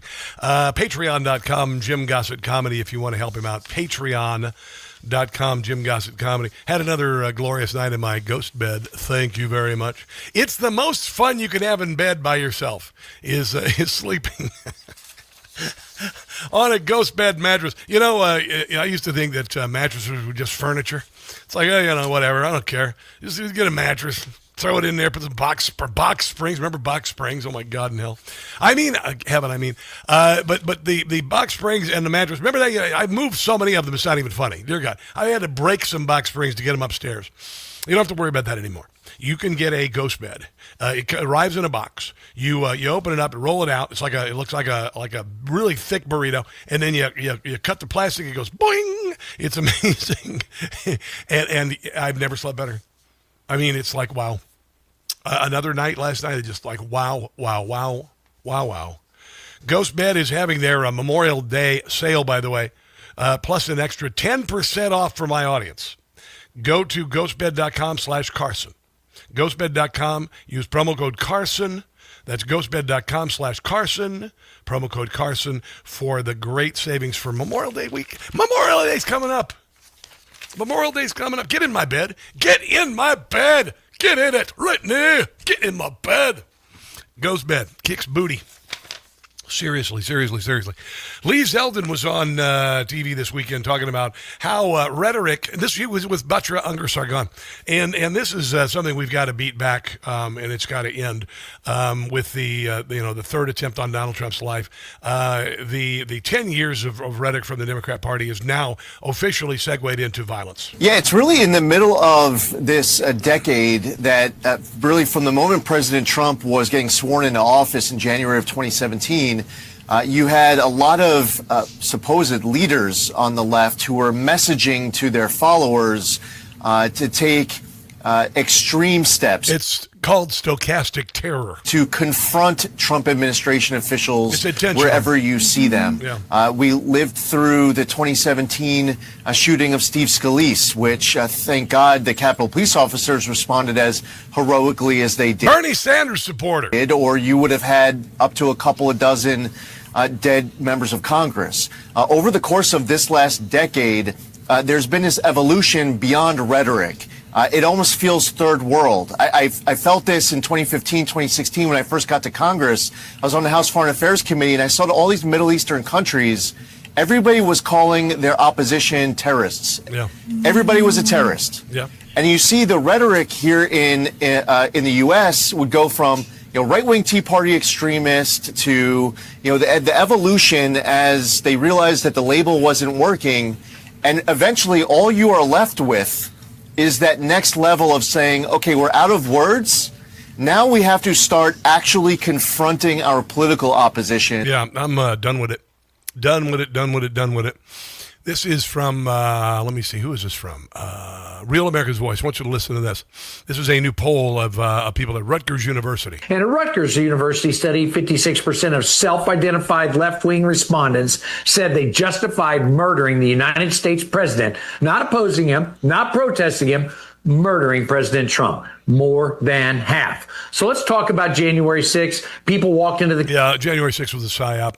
People didn't go there to overthrow the government. They would have brought weapons. And listen, if we were going to, overthrow the government as patriotic Americans, we'd bring guns because we have them. But we didn't. We went there to protest an obviously rigged and stolen election, and they performed a psyop. They led us into the old Horseshoe Canyon, lead you into the Horseshoe Canyon, ambush you. That's what they did. Yeah, and here's this story out of Pennsylvania. A guy named Raymond Chandler. He's running for office, and he threatened Donald Trump's life.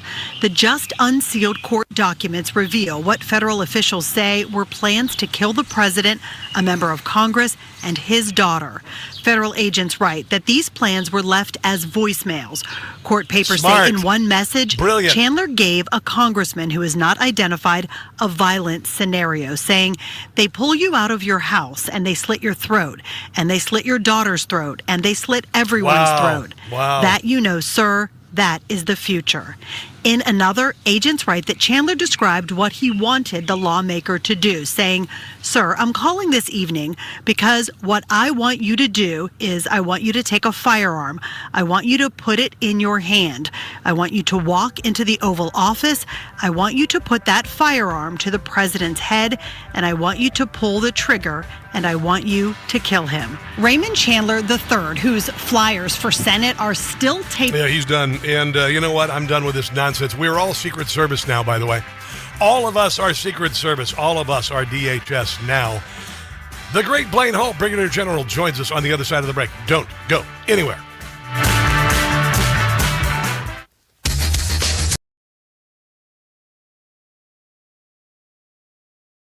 My entire life, my betting has just been betting.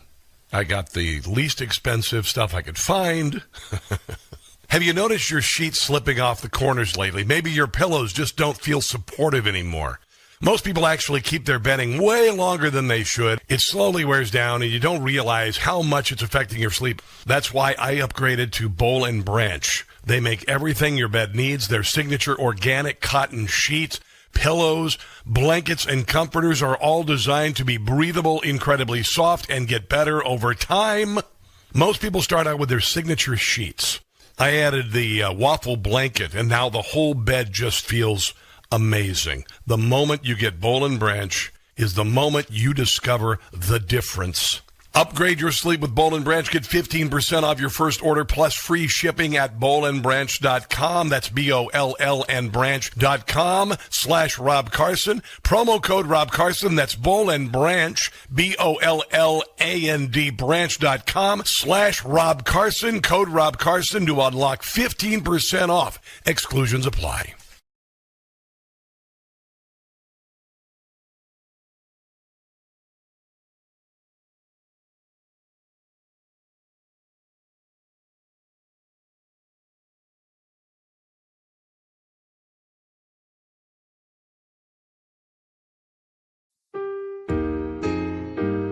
When you're a man who calls himself a girl, it can be a bonus. When you compete with women, you have to hide. Ooh, that pair of cojones. I can cycle against the girls, that's my choice. I can steal their medals with this manly voice, 'cause the left makes me feel, the left makes me feel, the left makes me feel like a transgender woman. When I compete with females, I'm the one that's feared, 'cause I'm the only person in the race with a beard. But somehow I feel the left makes me feel, they make me feel like a transgender woman.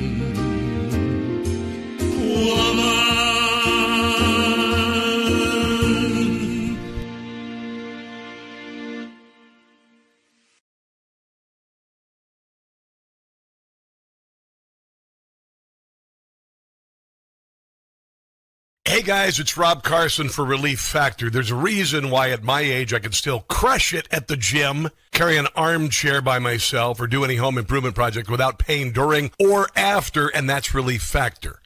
When it comes to supplements, the two things that matter most, it works and you trust it. Relief Factor was created by a combat-wounded Vietnam veteran. He decided to become a doctor simply to help people, to heal them. If pain is holding you back, find out why so many people, including me, make Relief Factor a part of their daily routine. Try the 3-week quick start today. Go to relieffactor.com. That's relieffactor.com. Or call 800-4RELIEF. That's 800-4RELIEF for Relief Factor.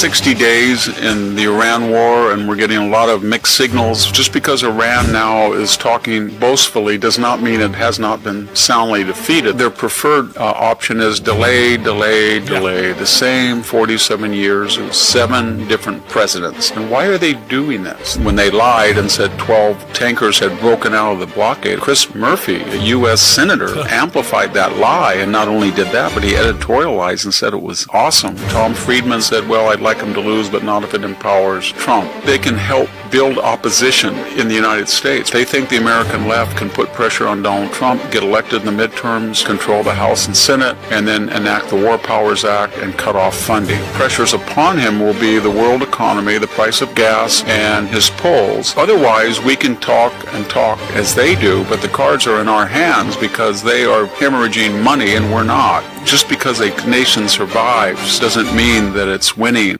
There you go. That is the great Victor Davis Hanson, and the Democrat Party is essentially proxies of the Iranian regime. The media too. They really are. They're playing along. They're almost like soldiers for hire in our country. Propagandists. Join us to talk about this is a retired Brigadier General Blaine Holt, host of the Dangerous Intellectuals podcast. How are you doing today, sir? I am doing great. And isn't Victor Davis Hanson a national treasure? I swear to God. He's one of those people, there are few people that I, over the years, like Charles Krauthammer, used to love listening to Charles Krauthammer, but when Victor Davis Hanson speaks, I just stop everything. I do too. I absolutely do too. And he's got it exactly right. Yeah. We're winning. And what this war has also done has fleshed out the Democrat Party, and actually, frankly, some on the right side of the aisle as well, have really shown their true colors. Mm-hmm. That you're so invested in hoping that Donald Trump fails that you're willing to throw your tacit support behind the world's #1 state sponsor of terror. And I think that speaks for itself. I think it's right there in the naked light. And what's going to happen next is we're going to close the patient up. We're going to win this thing. The 90 million Iranian people will get their country back, and we're going to get the world economy back on track. And we have flushed out every bad actor from Europe to Beijing to here in the United States. And well, I've been saying, as I said, the left exposes its flanks so we can kick its ass. That's what they do, dude. That's what they do. They bend over and it's like, oop, it's sticking out. Kick it. Well, Trump derangement syndrome is a real thing. Bro. And they prove it every day. But there's another thing out there, and I call it TCS, Trump complacency syndrome. Yeah. Meaning the rest of us here in America, we can't just sit back and say, hey, the man's got it. No, he doesn't. He needs our help. Yes, sir. And that's going to be required for these primaries, the midterms, making our voices heard, and pushing back and getting to your local city council and saying, no, we're not going to put up with this anymore. No, not at all. This is Scott Bessent this morning, I believe, talking on Fox about the state of Iran. Yeah, so let's level set here. I think the Iranians are starting to believe their own propaganda. And just to be clear, the leadership is hunkered down in bunkers all over the country.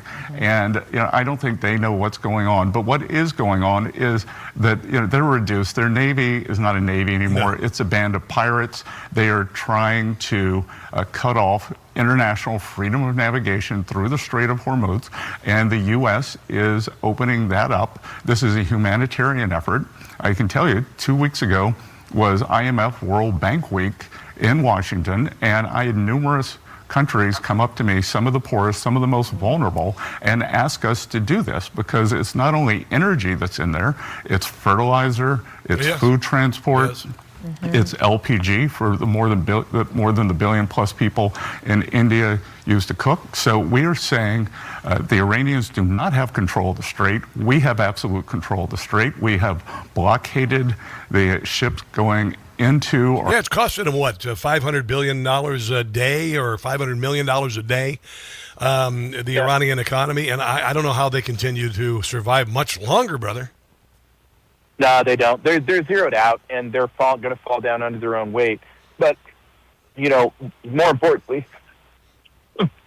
Scott Bessent, he has done God's work in exposing the City of London's laundering network Yes. that involves no less than 7 banks that he's sanctioned. Lloyd's of London is blown up. And so in the naked light, what you see is Europe, our allies, pushing back, fighting the United States openly, and then include Japan and South Korea. They can't. This is where their vital interests are, not our own. Yeah. And yet they can't even be bothered to put a demining ship and a dog named Rex in the Straits with us. It's just all laid bare. It's all laid bare, and I think it's great. It's great for everybody. Yeah. Now the Democrats want Donald Trump to fail. They are rooting for our military to fail. They are. There's no doubt about it whatsoever. They want the job to not be finished so the Ayatollah can rise again and then they could say Donald Trump failed. That's what they want. There's no doubt about this whatsoever. This debate last week about the War Powers Resolution is an attempt to defund the operation so there is a remnant, a seed that can grow in Iran back into the monstrous mess that it was when the Ayatollah was in charge. Yeah, let me just add on a little bit to that club you're talking about. Thune, Murkowski, McConnell, Collins, same bucket, brother. No aisle. They want D.C. to go back to the way it was. The neocons make their money off the defense industrial base. Everybody else has their own little county options, and they don't want President Trump shining a light on the swamp and saying, we have to change now or we're going to lose the country. Donald Trump said that we've had 3 weeks of ceasefire that does not count towards the 60 days supposedly in the War Powers Act, which, by the way, is a suggestion. Barack Obama had us bombing the ston out of, was it Syria, for like 6 months. Bill Clinton had us involved in all of these things. Iran, or I should say Afghanistan, lasted 20 damned years. So do they have any ability to enforce the War Powers Act at this point? Nothing, and I think the president should actually just take up the legal case. Let's just run it all the way up to SCOTUS, because the president is currently acting in his role as commander-in-chief under Article 2, Section 2. He would be derelict in that duty if he didn't prevent this regime from even whispering that they wanted nuclear weapons. And they will just come back like a weed if we don't finish it off here.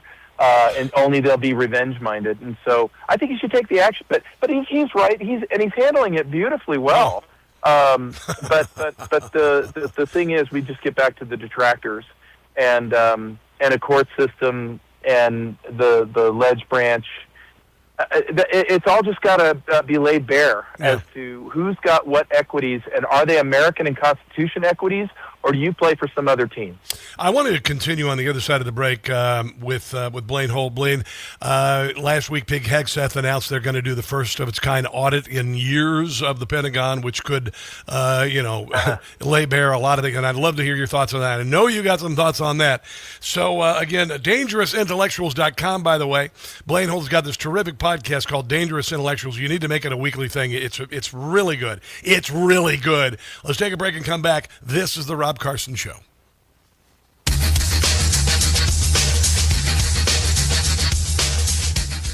Hey, John.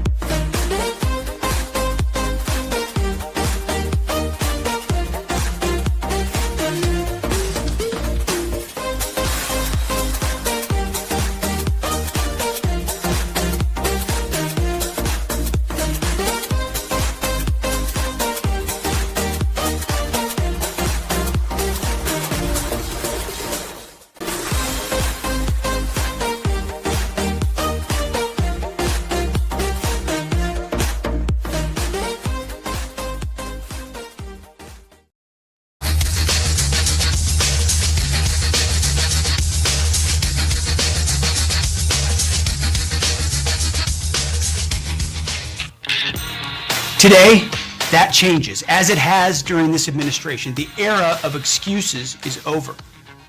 We're taking a sledgehammer to the broken bureaucratic systems of the past to finally provide the rigorous fiscal responsibility this building so desperately needs.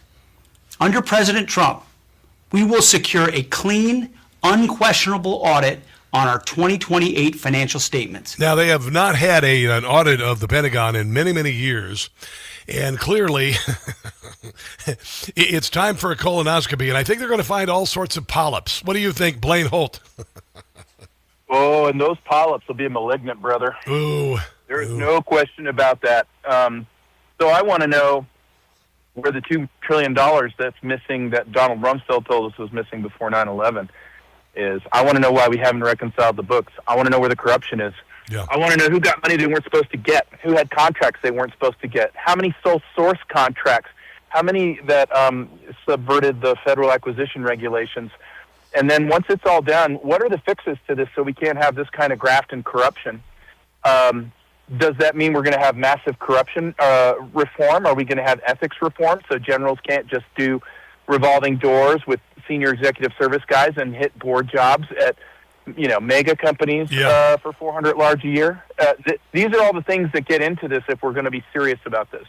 So we've tried 17 times now.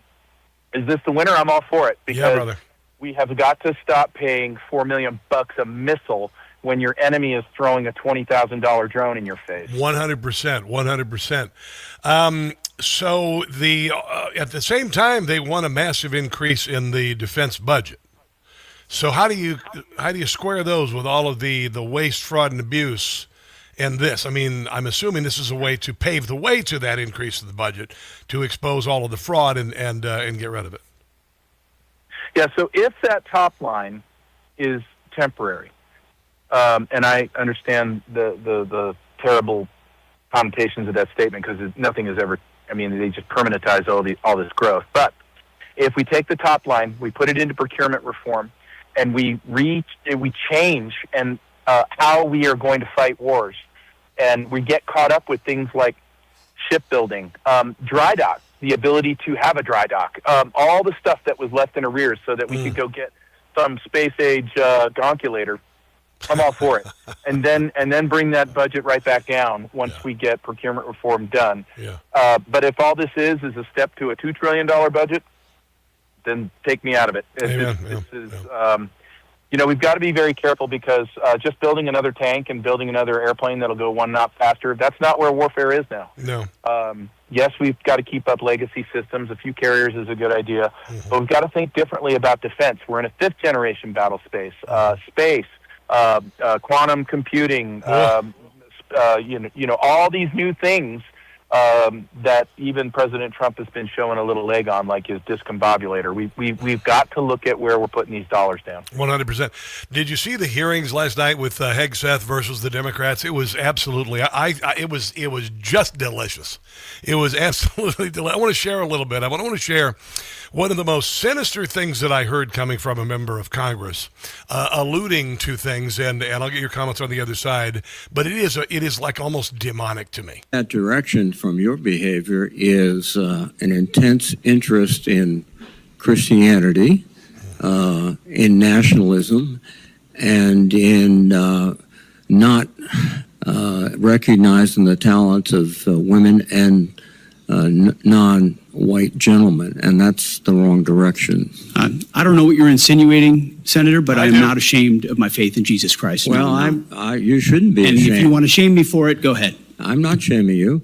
Yes, but you are. Are you critical of other faiths? I am a believer. I'm quite open in that, and our department allows. Wouldn't you want to have a nationalist as your Secretary of War?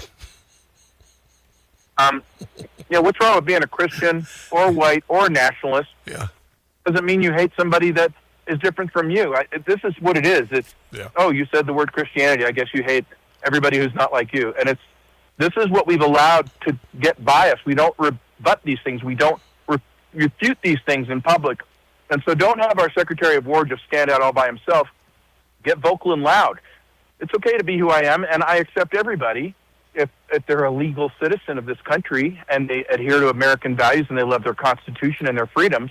I would commend every American to go see the new movie, A Great Awakening, and the story of the relationship between Pastor George Whitefield and Benjamin Franklin, and how that relationship really saved this country. It's all completely factual. But when I look at these DEI warriors and these woke warriors, all they want to do is create division all over the place. And we're not that way. We're a melting pot. We're a widely diverse nation, and we were before all this crap became vogue. Of course. It's just that what they want to do is put us in our little camps and pitch us against each other. And then if you step out of line and don't say something quite in line with the DEI wokester, well, then they'll come after you, just like this clown did on the Hill. Here's a little bit from Liz Warren and Pete Hegseth. The Financial Times reported that your broker tried to buy hundreds of shares in a BlackRock fund invested in defense companies just before the war began. The law clearly prohibits the Secretary. That entire story is false, has been from the beginning, and was made up out of whole cloth. And where was that question for Millie? I mean, honestly, what the hell? Really? Are you kidding me? BlackRock has been the biggest beneficiary of defense contracts in the history of mankind. And it didn't start with Pete Hegseth. Plus, she was also, there was a story that was absolutely false. He should have asked Big Chief Running Nose about her finances and her investments. Last I checked, the university professor has got millions and millions of dollars under her belt, really loves private jets now, although, she's for the little guy. Yeah. She is remarkable. By the way, somebody on the chat said she rode into Congress with a scalp of Spirit Airlines. Oh, that's funny. That's very good. Brother, I appreciate you being on the show today, Blaine Holt. Where can people find your glorious podcast, Dangerous Intellectuals? Come to dangerousintellectuals.com, and you're in for a treat today. We've got Guy Brantresca, amazing background, and it's all about the Wei Ji, a Chinese term which means first character is danger, but the second character is opportunity. And so in these tumultuous times, look for those nuggets. Look for where you can excel and thrive, and Guy's going to tell us all about that. I love it, man. I appreciate you. Have a glorious rest of your week. We'll talk soon. Let's take a break and come back. This is The Rob Carson Show.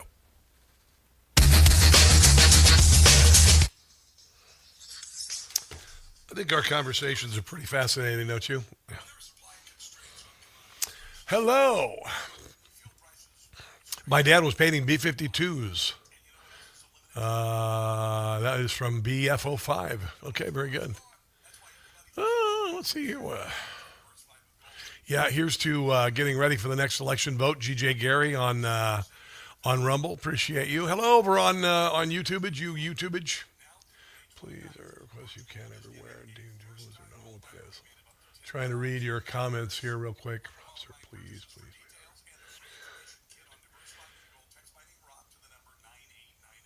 Surian Moore, whatever. Sure. My producer books interviews. Shelby Inslee, love Blaine Holt. I know he pretty much kicks butt, doesn't he? Merlin Wizard, hello. How are you?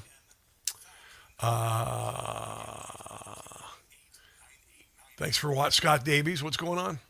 Scott Davies. Freed Wagner, 7212. I think you're pretty new. Welcome to the show. I don't think I've seen you here before.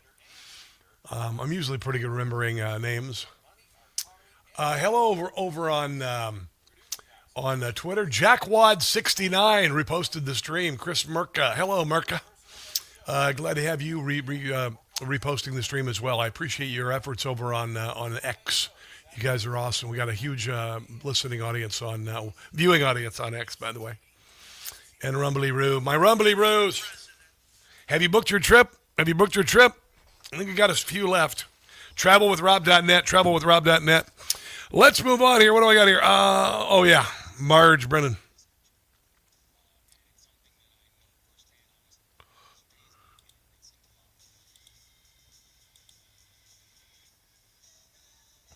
I got to talk, sorry. Here we go.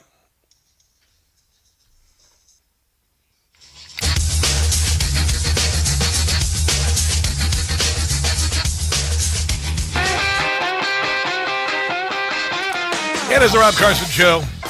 Blaine Holt, always a fascinating conversation, right? I'm very blessed to be able to bring people like Blaine Holt to the show.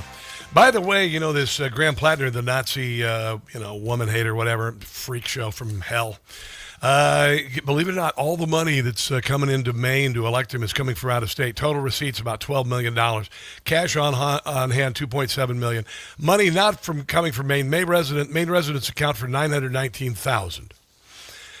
California, $647,000. New York, $609,000. Massachusetts, $400,000. Colorado, D.C., Florida, $350,000. All of that. And by the way, they say that he is burning through cash at an unsustainable rate. I don't believe he's going to be the senator because he's bananas.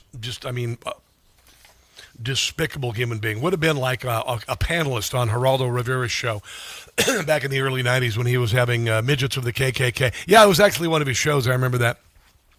It really was. It was one of his shows. It was funny. Then there's this. I think I can find it. I can find it here. Oh, yes. Stephen Cooper, a trans-identified male running for Congress in Wisconsin's 8th district, took to TikTok to walk back his, her, it's, they, thems, theirs, whatever. Threat of Donald Trump at a gun range. He had cutouts of Donald Trump, and he was shooting him up, and he's walking back these things. He goes by the name Katrina DeVille. This is your Democrat Party, and if you can see this guy, if you're watching the stream, you'll see he looks like Cruella DeVille, but he's a man with fake eyelashes. He's insane. I'm running for United States Congress in Wisconsin's 8th Congressional District. I'm showing up every day and at every event that I possibly can for you because I love the people of District 8. No, you're insane. I want to be clear about a couple things. Yeah. There's some things I said online last week when I referenced a post from Minocqua Brewing Company. Yeah. I did so to stand up for Kirk's First Amendment rights. Yeah, this is a brewery in the state of Wisconsin, and this guy is an absolute ass who runs it. And he gets free beer if Donald Trump gets killed at his brewery. He's an evil man. He's an evil man. And I've heard again, throughout the show, much of the research I do for the show, which is nonstop, by the way, beginning to echo demonic, the sounds of like demonic stuff coming from the Democrat Party. On the other side of the top of the hour, Tucker Carlson called out by the New York Times for calling Donald Trump the Antichrist. Tucker Carlson he's done. He's lost most of his following. Good 53% or 55% of people are saying we're done. We're done with your nonsense. And then on the other side of the break, also Spirit Airlines and JetBlue, they had the opportunity to come together. But Liz Warren, who knows nothing about business, and Pete Buttigieg, who know nothing about transportation, blew up the merger. And now a lot of people are without work, and then also a lot of people lost their plane reservations because the Spirit Airlines went out of business. Thanks to Democrats. That's on the other side of the break. Don't go anywhere. No blind rhetoric. No talking down to me. Don't tell me how to think. Don't tell me how to think. Don't tell me how to think. I trust Newsmax. Newsmax. They don't tell me how to think.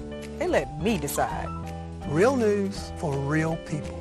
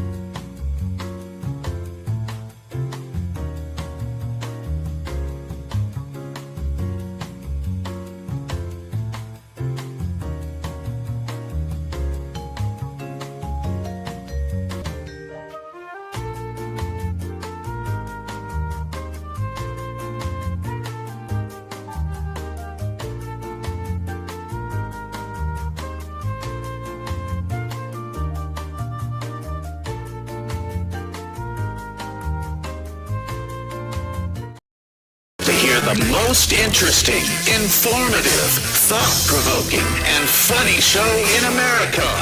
On air and on the World Wide Web. This is the Rob Carson Show. This is hour number 3 of the Rob Carson Show. I hope you had a delightful weekend. I had a delightful weekend. I really did.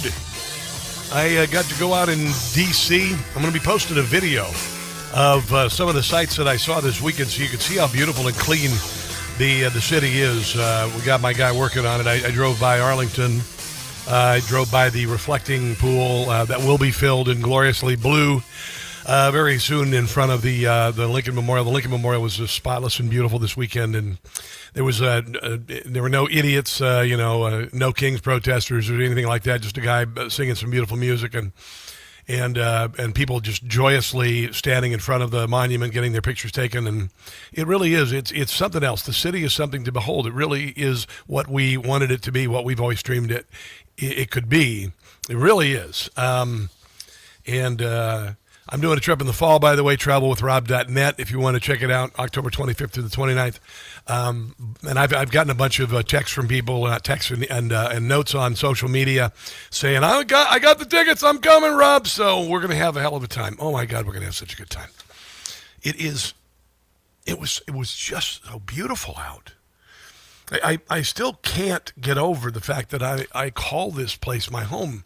It's strange. I remember Rush Limbaugh used to say he'd never live in Washington, D.C. He didn't want to be a part of the cocktail party set and all that. Well, I'm not a part of the cocktail party set. I went to a book signing with Elise Stefanik and Mike Davis of Article 3 Project, and I went to another thing. But last year,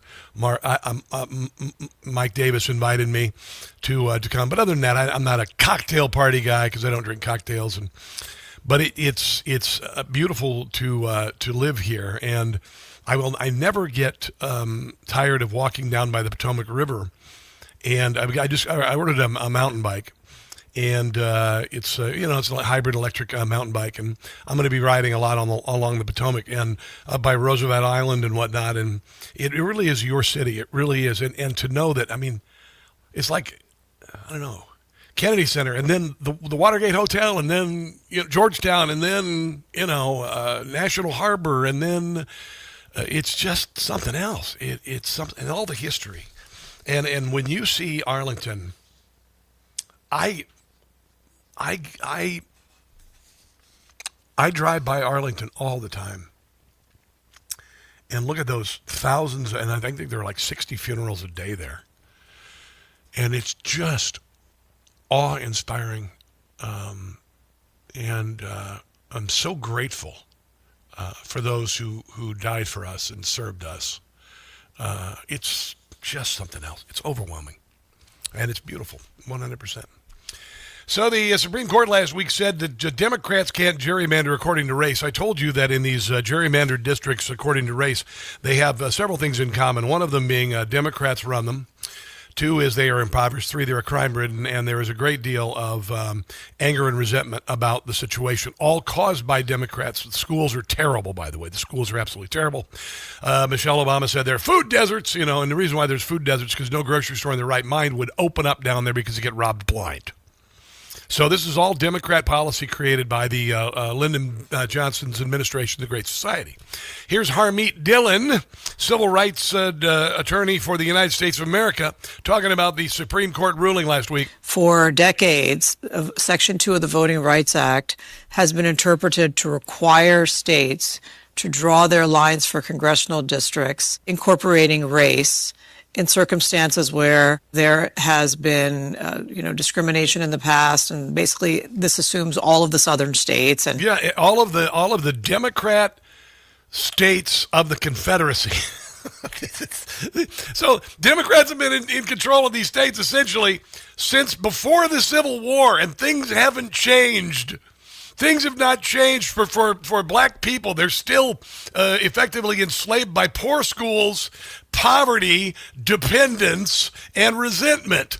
Some other states as well. And so effectively for decades, there have been safe districts drawn for mainly black, some Hispanic members of Congress from the Democrat Party.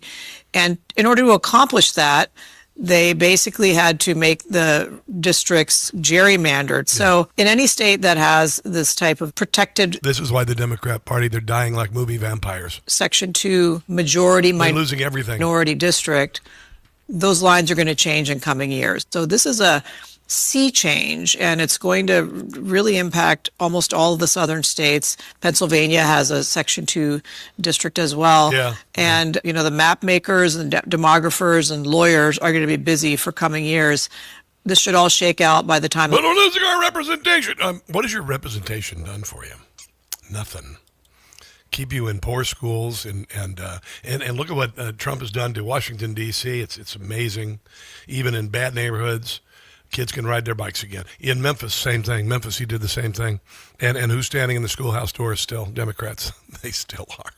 This is a podcast called The Whatever Podcast. There was a young black woman on the show talking about when she decided that she was done with the Democrat Party. Well, I used to believe I was owed reparations due to slavery. I believed that I couldn't be racist towards white people because I didn't have systemic power. I believed in Black Lives Matter, George Floyd, all that stuff. I believed in transgenderism, feminism, pretty much everything that was backwards. And now, did you say blackwards? Yeah, that was actually a Freudian slip, but yeah, backwards. Okay. And now I'm pretty much the opposite of everything. I'm not for the feminism. I'm not for the stuff. I'm not for Black Lives Matter or reparations. What happened? Well, I had a situation back in Chicago where I moved in an apartment, and they originally told me I'd be assigned a roommate of the same gender to share a bathroom. They actually ended up assigning me a transgender as a roommate, and I only found out it was a transgender because the toilet seat was being left up consistently. Oh, boy. And when I reached out to my black housing manager, she told me they weren't allowed to discriminate, and I could move down the hallway to another room if I had a problem. And when she used the word discriminate, it made me think about politics, so I started looking up just what in politics made it legal for a man to be in a woman's space. And all of a sudden, I'm seeing all the evil, racist, Republican white people are the ones with common sense who don't want this weirdness going on. So I found myself voting for Trump. There you go. There you go. I love it. I love it. Listen, this is why they're yelling, and this is why they're calling Donald Trump a Nazi, and this is why they're doing all this, because they want to scare you away. They want to scare you away from going Republican. This is the way the Democrats have always been. This is Michigan Democrat Mallory McMorrow calling Donald Trump on CNN a Nazi. And everything she says now is absolute nonsense. Just to follow up on that question, do you personally see parallels between the Democrat Senate candidate, Nazi Germany, and what's happening under the Trump administration? Yeah, I do. It is deeply concerning. Not at all. It's not even close. That we see an authoritarian slide. And as how is that? How is that exactly? What is he doing? He's not defying the Supreme Court. We talked about earlier, dividing people again. No. You started calling us white supremacists, mega fascists, enemies of democracy, fascist, Donald Trump, Nazi. You're the ones who caused the division. You are the dividers. Against each other to convince people that if you're not doing well economically, it's somebody else's fault. This is the Democrat Party. If you're not doing economically well, it's someone else's fault. It's billionaires' faults. It's millionaires' faults. It's not your fault. That's the Democrat Party. Don't be ridiculous. This is an incredibly dangerous place for us to be in. I don't think that a lot of people would argue that there are shades of authoritarianism here. No, it was more authoritarian when Joe Biden was in charge and the Democrats did this. 37 hours after he took the oath of office, President Biden's White House opened up a portal for the FBI to begin to have access to social media posts on all the different social media sites. And the FBI then invited in the CIA, the DHS, the IRS, and CISA. CISA is this new agency that is the center of the censorship industrial complex that is in charge of making sure Americans don't hear things that their government doesn't want them to hear. And those agencies and other agencies, including the health agencies like CDC, were given access to go into the social media sites and change posts and slow walk things and shadow ban posts. That it was part of that effort. They removed my Instagram account. I had almost 1 million followers. They say it was for misinformation, but they could not point to a single post that I ever made that was factually erroneous. And they actually, Facebook pushed back in the email chain. You can see Facebook pushing back at the White House and saying, well, wait a minute, he's not, this isn't misinformation. This is not factually erroneous. What they're saying is actually true. Listen to this. And they had to invent a new word, which is called malinformation, which is information that is factually true, but nevertheless inconvenient for the government. Really? Who are the Nazis here? I mean, honestly, don't be freaking ridiculous. It's all projection. It's all nonsense. You people are just a bunch of awful, awful, awful, terrible people. Terrible people. But I've got a little bit more on this Supreme Court ruling after the break. I want to mention 70 million Americans collect Social Security benefits every day. Millions more will join. New study finds 70% of Americans don't get full benefits they deserve. But recipients could use simple strategies to boost Social Security benefits as much as $188,000 over a lifetime. Social Security expert Michael Allen says it's true and reveals 5 key strategies to increase your benefits. It's all in his free special report. Now that they're tax-free, you might want to do this. Now that your bennies are tax-free, you might want to do this. Newsmax calls the report your best guide for bigger Social Security benefits, whether you're getting benefits or soon will. You need this report. Here's the number. You ready? Write this down. 800-999-9690. 800-999-9690. We'll text you right away. Along with President Trump's act cutting your Social Security taxes, call 800-999-9690. That's 800-999-9690. Up to $188,000 over a lifetime. Tax-free. Learn more about it before you're on Social Security. Learn more about it if you're on it. 800-999-9690. Let's take a break and come back. This is The Rob Carson Show.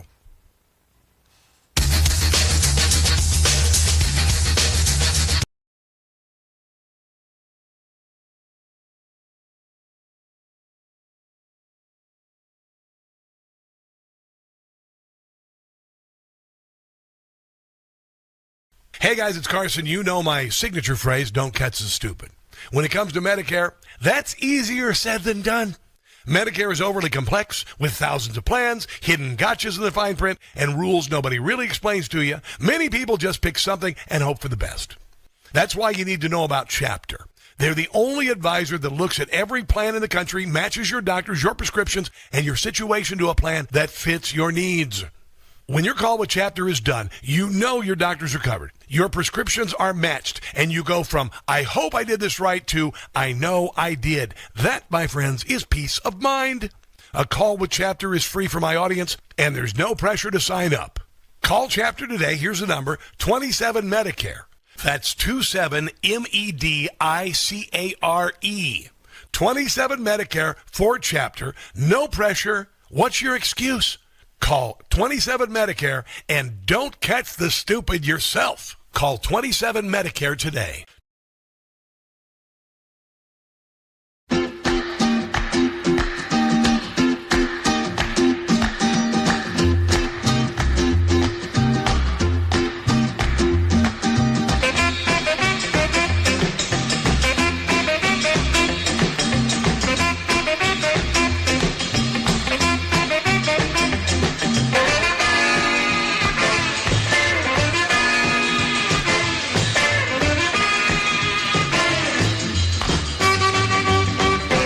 Deported.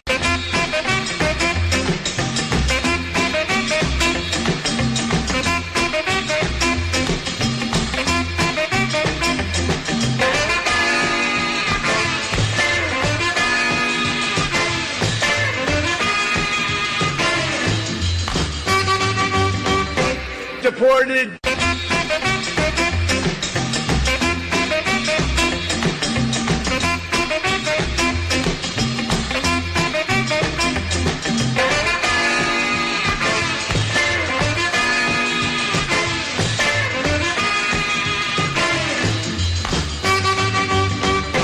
Deported.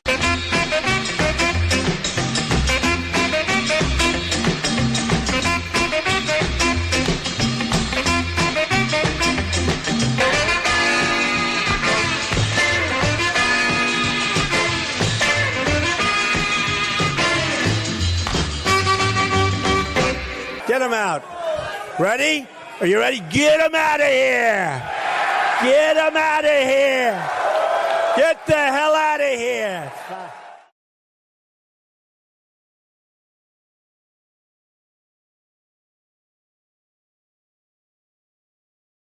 Hey guys, it's Rob Carson for Relief Factor. There's a reason why at my age I can still crush it at the gym, carry an armchair by myself, or do any home improvement project without pain during or after, and that's Relief Factor. When it comes to supplements, the two things that matter most, it works and you trust it. Relief Factor was created by a combat wounded Vietnam veteran. He decided to become a doctor simply to help people, to heal them.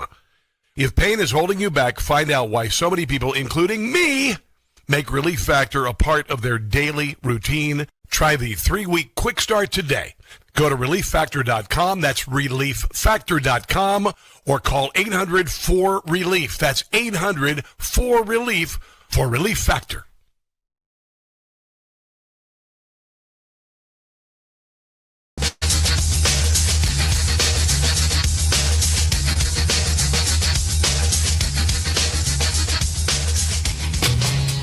It is the Rob Carson Show. So down in Brazil was on one of the weekend talk shows. ABC's This Weekend, of course, said that the Supreme Court decision was definitely Jim Crow. Everything is Jim Crow. It was a Democrat policy, by the way. It was Jim Crow was a Democrat policy. That's all you really need to know about that. And the Democrats are doing anything they can, throwing everything at the wall to see if it'll stick. And it's not going to work. They're trying to terrify people of color. Donald Trump is a racist. Donald Trump is a Nazi. But the thing is, people of color are tired of the abuse from the Democrat Party. I like to say, as I've said for many years, the Democrat Party, they promise people of color in America's inner cities the sun, the moon, and the stars. Then the day after the election, they get up and leave some money on the dresser. But they stopped leaving money on the dresser. And Jim Gossett came up with this about Donna Brazil. How much lower can she go? She says they're bringing back Jim Crow. Yawn.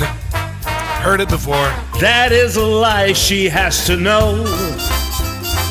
She's such a lame race baiter. She has gotten sting. She's really mad.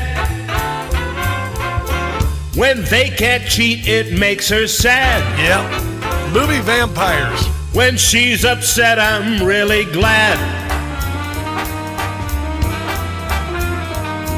Donna tries to make it about race. Everything's about race. This woman's such a disgrace. Must put her in her place. There you go. I got you. We've had come on our fill of Donna Brazil. Nice. You are bringing us back to Jim Crow, and we do not want to go back to Jim Crow. Yeah, unbelievable. Democrats have stood in the schoolhouse doors. Democrats are the party of Jim Crow. Honestly, it's a ridiculous party of slavery, the whole deal. It's worn thin. It's over. It's really over. Nobody's listening to you anymore. So the Spirit Airlines collapsed over the weekend, going bankrupt, and the left is trying to make it seem like it's Donald Trump's fault because of gas prices going up. Here is Marge Brennan over there on CBS trying this line on Kevin Hassett getting shot down. You mentioned past financial troubles. Unquestionably, Spirit did have them for many years, but they did have that restructuring deal with bondholders back in March. In the statement Spirit released explaining why they were shutting down, they said, quote, "The sudden and sustained rise in fuel prices in recent weeks ultimately has left us with no alternative." Mm-hmm. Are other industries also at risk of collapse, or other major companies, due to this energy shock? Well, don't forget that the Spirit Airlines was Chapter 11 twice. Yeah, that's true. Because they basically didn't have a business model that was working. Do you? That's right. And the other airlines are still operating. I just flew out here to discuss these matters at the Milken Conference in LA, on United Airlines, and the other airlines are operating. What they've done because they have thought ahead. Spirit was just a crappily run airline. It was the Jerry Springer panel airline. Honestly, it was just like that. See all the fights at the Spirit Airlines counter? It was like watching Jerry Springer. I think they even gave you a free folding chair to hit somebody over the head with when you get a ticket at Spirit Airlines. It was a crap hole. I never flew Spirit Airlines. But I'm not money. I do discount airlines. I do that. I do Southwest a lot of the times. Southwest is, Southwest. It's okay. It's like, people want to get on. It's like, oh, yeah, I'm in A, seat 1 through 30, because I want to be the first person on the plane to sit in a seat that's only 18 inches wide with no legroom. Yeah, what a benefit to get on the plane first and sit for 30 minutes before everybody else is boarded on the plane in a seat that's 18 inches wide, and my shoulders are about 26 inches wide. So, yeah, there's that. Sure. Here's our transportation secretary who, unlike Pete Buttigieg, knows what the hell he's doing. Pete Buttigieg, had no friggin' clue. The only experience is that he had for being transportation secretary was riding on the train once in college. I'm not kidding. Here is Sean Duffy. He made the wrong call. Right. Yeah, they had the opportunity to do a merger years ago. And, of course, Liz Warren, who knows D word for Richard about business, has never run any successful business at all, ever, with no clue. Same way it goes with Pete Buttigieg. They shot down this merger that would have saved both of them. They would have made given people more chance for competition. Would have brought the price of tickets down, and they'd still be solvent. If he had taken a deep dive into Spirit and into JetBlue, he would have seen that merger would have been better for customers. And he still said no to it. And again, the ideology of the last administration was driving all these decisions, whether it's not a lot. Because they were all a bunch of freaking academics. Like 65% of Joe Biden's cabinet were academics with no real world experience. I mean, this merger, whether it's driving DEI into air traffic control and into aviation, it was ideology as opposed to what is a smart, safe, right thing to do. This story was not written because of the Iran war. This story was written years ago because of what Elizabeth Warren, Joe Biden, Pete Buttigieg, and the DOJ under Biden, what they did to prevent the merger from happening. Yeah, and here's a report about how the merger would have saved the airlines. Let's take a look back at that merger with JetBlue that could have saved Spirit Airlines. You go back to the merger. The merger itself was $1 billion per year in consumer savings, 10,000 new direct jobs by 2026, and 1,000 daily flights to 145 plus destinations. Remember, Spirit, along with JetBlue, are the low-cost airlines, not the big ones like American, United, Southwest, and Delta. So you look back in the history. So in 2023, Biden administration sued to block that nearly $4 billion merger. 2024, the federal judge blocked it. The Biden administration brought that lawsuit. It caused Spirit not once, but twice to file for bankruptcy in 2024. In 2025, then, of course, what we saw play out yesterday, 277 flights canceled, boom, drop 17,000 jobs. 17,000 workers are out of a job today, could push fares up by $100. Yeah, there you go. And fares are going to go up and everything. But this is what Democrats do. They have the crap touch. Everything that's gold they touch, and it turns to crap. That's the way the Democrats are. They don't have any real-world experience, no practical experience, never built anything, never invented anything, just moved into government and enriched themselves with insider trading and other stuff. That's how they do it. I got more on this on the other side of the break. And then Todd Blanche and Brooke Rollins cracking down on the meat monopoly. Okay. I'll just leave that one lay. Don't go anywhere.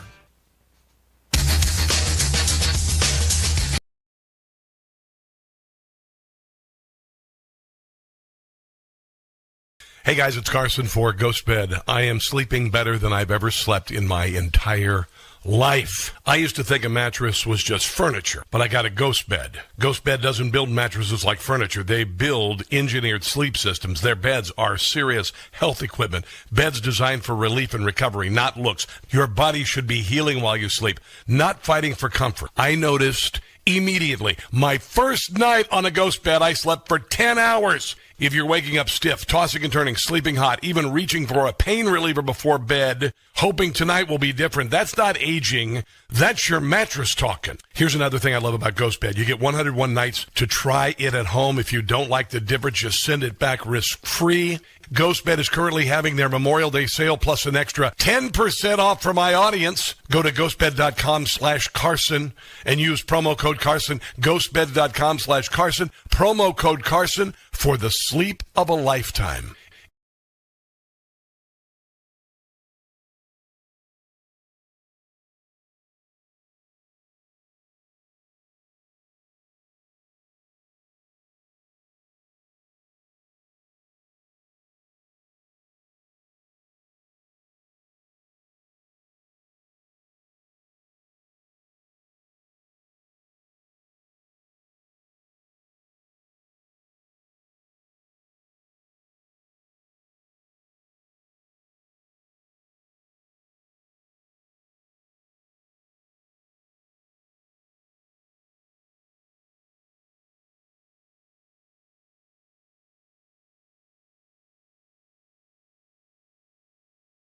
My entire life, my betting has just been betting.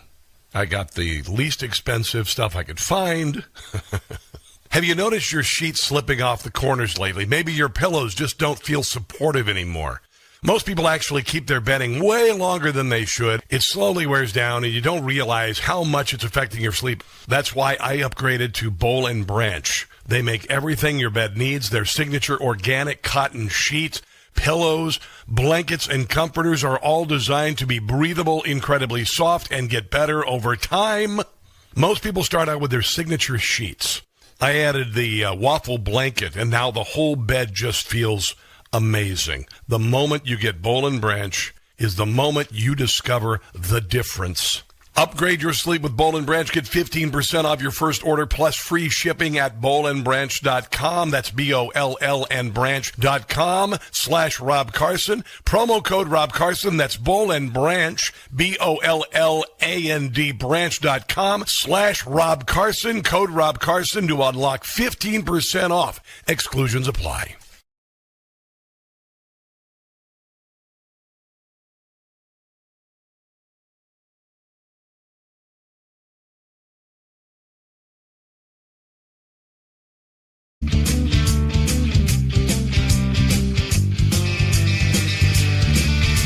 Street protesters, we've had our fill, but Randy Fine has a bill, says move them on over,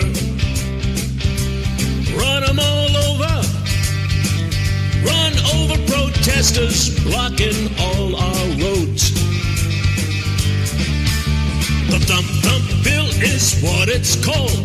I'm sure the left will be appalled, but move them on over. Run them all over. Step on the gas if they won't step aside. Sure, it might leave a dent, but make them a hood ornament. Run them all over. Thump them all over. If they block our streets, they'll get what they deserve.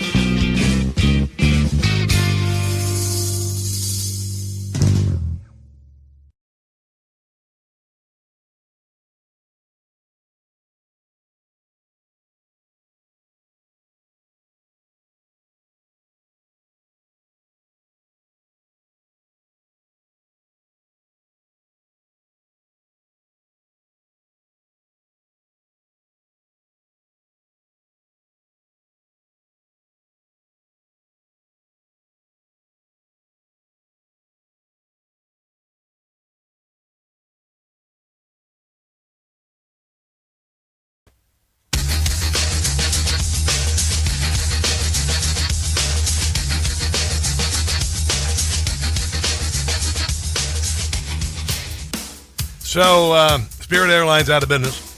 They had 2 bankruptcy filings, and it wasn't because the price of gas went up. because of the Iranian conflict. But the Democrats are trying to, and the media is trying to blame it on Donald Trump. It's not going to work. They're just a poorly run company.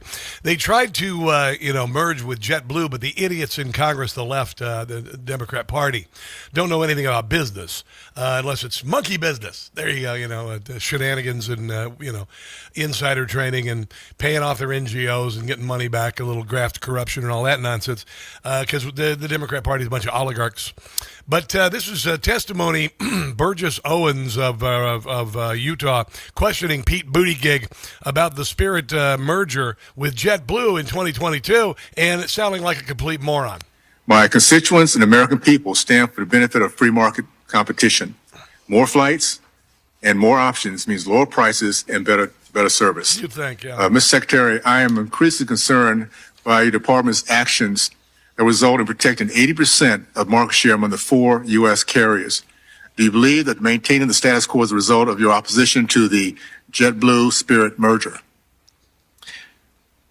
Well, if we want competition, then we have to have fidelity to our watchdog role when it comes to mergers. After all, by definition, a merger means that there will be fewer This is faculty lounge gobbledygook competitors than there were before the merger. I could not concur with the description of this as a novel regulatory. Yes. Can I just ask a quick question? You're saying that we have 4 major carriers that represent 80% of the traffic, and adding another one would stop competition? By definition, a merger doesn't add a company, it removes it. By definition, a merger... Go back to your freaking faculty lounge! It also gives the 4 a competition that they don't have presently of 80%. So our role is to make sure that there is more competition, not less, and we will only act... Well, you certainly blew that. Maybe not the best choice of words. ...to prevent a merger if there's a determination that a merger would harm competition. Okay, so let me ask... So, in other words... I'm thinking an airline going out of business will do more harm, actually, like just happen because you're an idiot. We have 4 major airlines representing 80% of the traffic. And you're saying another competition would be what? Would not be competition? I'm trying to understand the math, because think of it in terms of add another carrier, national carrier. You're taking more competition to the 4 that right now. Be nice. My point is, taking 2 airlines and turning them into 1 could mean less competition. Yeah, well, it didn't work out that way, did it? Not at all. Oh boy. I got to tell you, those who can't teach.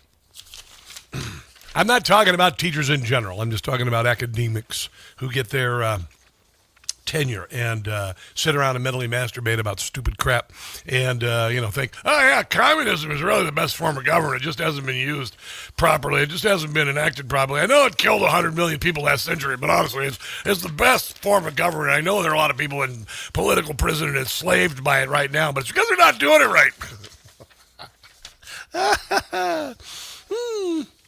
When there are supply constraints on commodities, prices surge. You saw it with the fuel prices, Strait of Hormuz, all of that's not blockaded anymore. Thank you very much. We're in control of it. And, of course, you know what else is limited as a commodity? It's gold. It's precious metals in general. You dig it out of the ground, you sell it, and then, it's gone. So you can't just print gold. Maybe it's time for you to invest in gold. It's been amazing the last couple of years, the run that it's been on. And if you've been sitting on savings doing nothing, because honestly savings give you nothing in return, essentially, you might as well bury it in the backyard. Birch Gold is wanting to give you an opportunity as a first-time gold buyer, okay? Now through May 29th, Birch Gold having its first-time gold buyer event, a rebate up to $10,000 on qualifying purchases. What? Yeah. For details and free information, no obligación on diversifying into gold, text ROB to the number 989898. ROB. To the number 989898. You're like, what? What? All you guys named Rob are like, what? What? Birch Gold can help you convert an existing IRA or 401k into a tax-sheltered IRA in physical gold. It's glorious. Text Rob to the number 9898 to see if you qualify a first-time gold buyer rebate up to $10,000. Todd Blanche announces massive crackdown, part of an antitrust investigation into companies surging the price of meat in the United States. And, you know, as somebody who was raised on a farm, I see a lot of these big, like pork concerns and whatnot being bought out by foreign countries, including China, communist China, having control over our pork production, chicken production, things like that. And consequently, that means your prices are going to go up, and they could essentially make you starve. And I know that for those of you who have farms, a lot of times you have livestock. You grow, particularly in the Midwest, you grow corn and soybeans. You rotate those crops because you use the corn as livestock feed, and then you sell the livestock. And I know you get paid D word for Richard for your livestock, for your hogs and for your cattle and whatnot, and then they make a buttload of money at the packing house. That's the way they do it. And Todd Blanche is saying, "No, I don't think so." As you all know, last November the president tasked the department to investigate the costs and prices of beef. As a result, we prioritized. I used to be able to go to Safeway and buy on sale ribeye $7.99, $8.99. It's now sale price is twice that now. Sale price is twice that now. I went into Costco over the weekend, and you want to buy a whole ribeye, $250 for a whole ribeye. Investigating potential antitrust violations in U.S. cattle and beef markets. In the beef industry, the big four processors control over 85% of the beef processing market. Mm-hmm. Two of the big four are primarily foreign-owned. Yeah.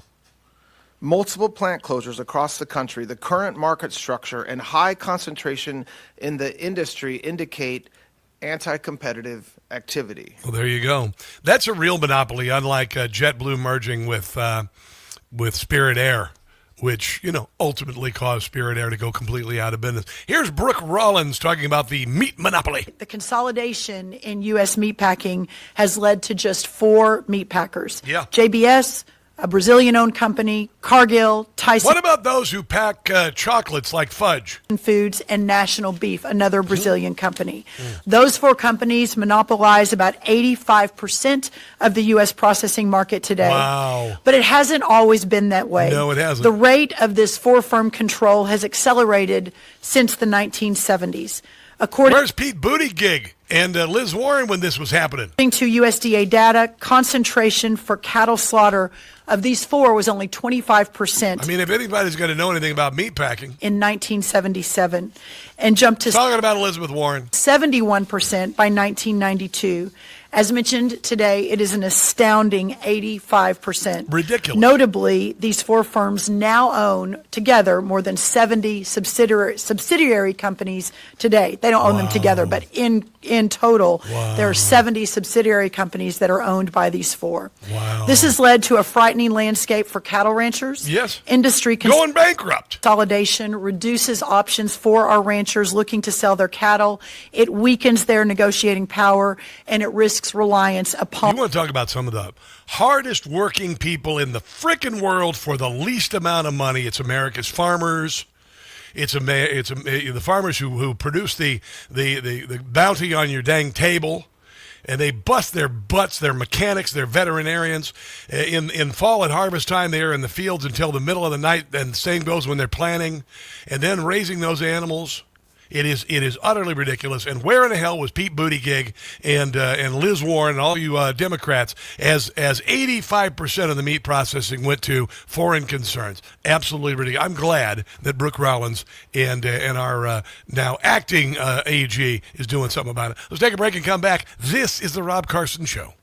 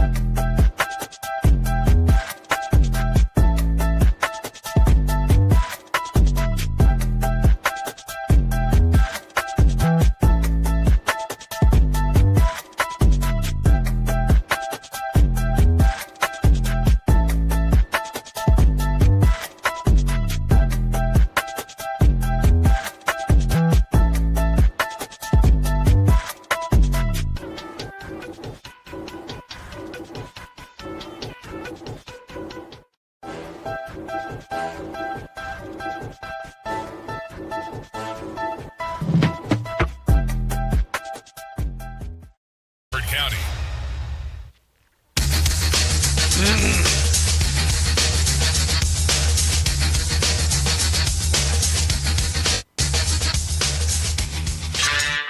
We all knew him from the reality show and, decades ago. Was it like 20 years ago? He and Heidi were on that reality show about California. And now he's running for the mayor of Los Talking about Spencer Pratt running for L.A. mayor, and he's kicking butt. Angeles because he lost his house in the Palisades fire and nothing is being built back. And he's furious about it. He centered his whole campaign on her failed leadership because she was off in Ghana celebrating while these houses were burning down. She's the worst. She's absolutely an Talking about Karen Bass, she's, honestly, as inept as you could possibly imagine, also a communist. embarrassment. She was a terrible congresswoman who spent more time in Cuba than in America. Yeah, she loved Fidel Castro. She never should have got that job. Rick Caruso, if the people of Los Angeles were sober, would have got that job, and then nothing in Pacific Palisades would have been saved. And the trip she took to Ghana, of course, was after everybody predicted that the wildfires were going to hit. Here is a Spencer Pratt mayoral ad that is going viral, and it is a fantastic ad. Watch this. This is where Mayor Bass lives. You notice something?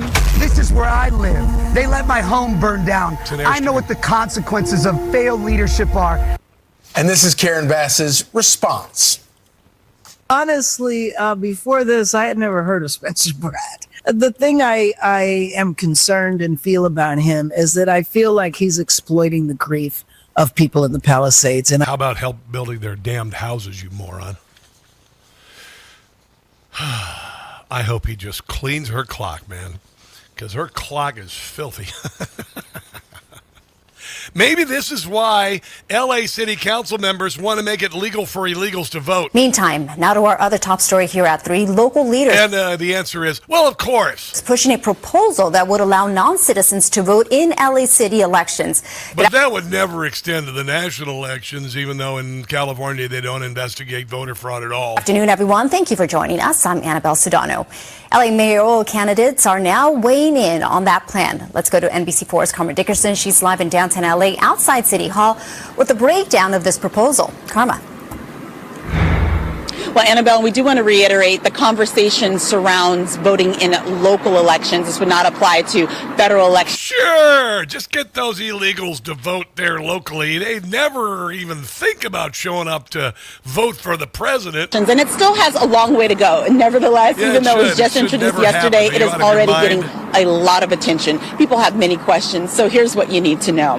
Currently, the city charter requires people voting in city elections to meet the voter eligibility requirements of the state of California. Which you should be a citizen. Yeah, which is to be a U.S. citizен. Yeah, there you go. You got to be a citizen. That's your right to vote if you're a citizen. Other than that, if you're not a citizen, you have zero rights. The Bill of Rights do not cover you. However, Councilmember Hugo Soto Martinez, whose district includes Hollywood, Silver Lake, and Echo Park, introduced a motion to change the charter. All 3 areas that have just turned into crap. The motion calls for amending the charter to allow the city council to expand voting to non-citizens for local elections like mayor and city council. Now, you can't do that in Mexico City as an American. I can't go down to Cancun and vote.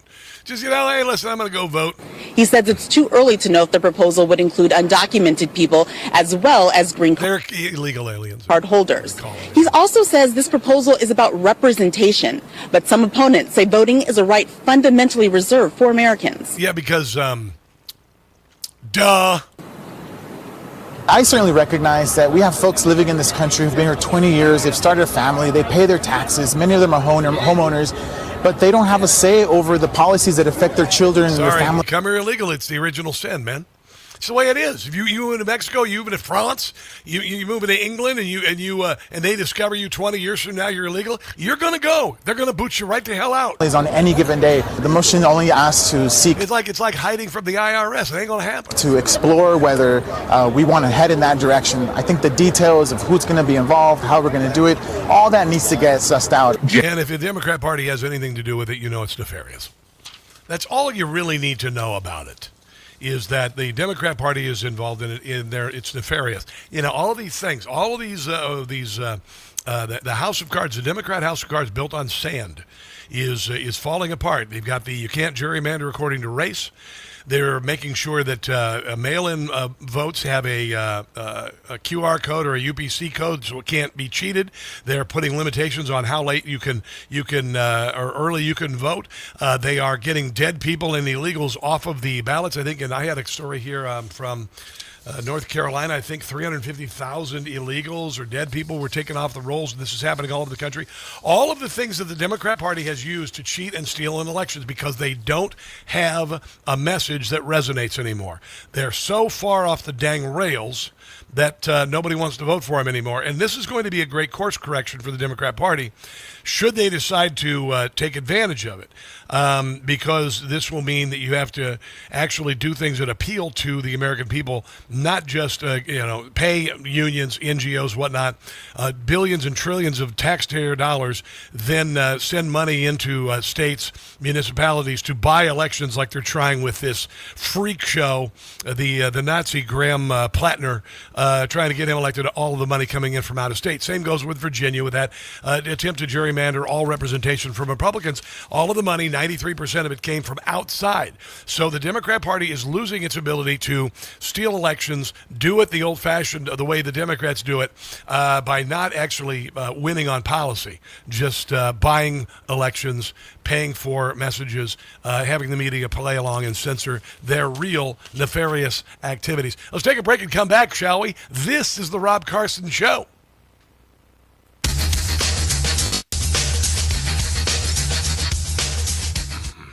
Hi, kids. Yeah, we're talking about barbecue. Grilling is not barbecue. Grilling is not barbecue. You know that, right? Of course you do. I'm not a barbecue expert. I'm an aficionado. And we were talking earlier about high on the hog, what high on the hog means. High on the hog was the pork that the plantation house would get. The scraps would go to the slaves, and the slaves figured out how to use smoke and low heat and time to create a masterpiece. I contend, like in the Midwest, in Kansas City, and you saw in the movie Sinners, that was more Mississippi, but you had the cultures of the slave culture, the Asian culture, and the Irish come together there. And I like to say that in Kansas City, the slaves brought the barbecue, the Asians brought the sauce, and the Irish brought the beer. But I contend that, Kansas City barbecue sauce, if you look at some of the ingredients, a lot of Asian-inspired sauces. And the Chinese built the railroads across Missouri, and the Midwest and whatnot. So anyway, it's an amazing gift. Barbecue, very few foods people stand in line and sell out every day like at Franklin Barbecue in Texas. But it is. Barbecue's a gift from God. I made competition chicken thighs this weekend in my Gen Air indoor smoker. The best chicken thighs. I could enter those in the American Royal World Series of Barbecue, cook them there, finish them in a smoker, add a little more smoke, sear them on the grill with sauce, and I could win. It's that good. That good. Gen Air.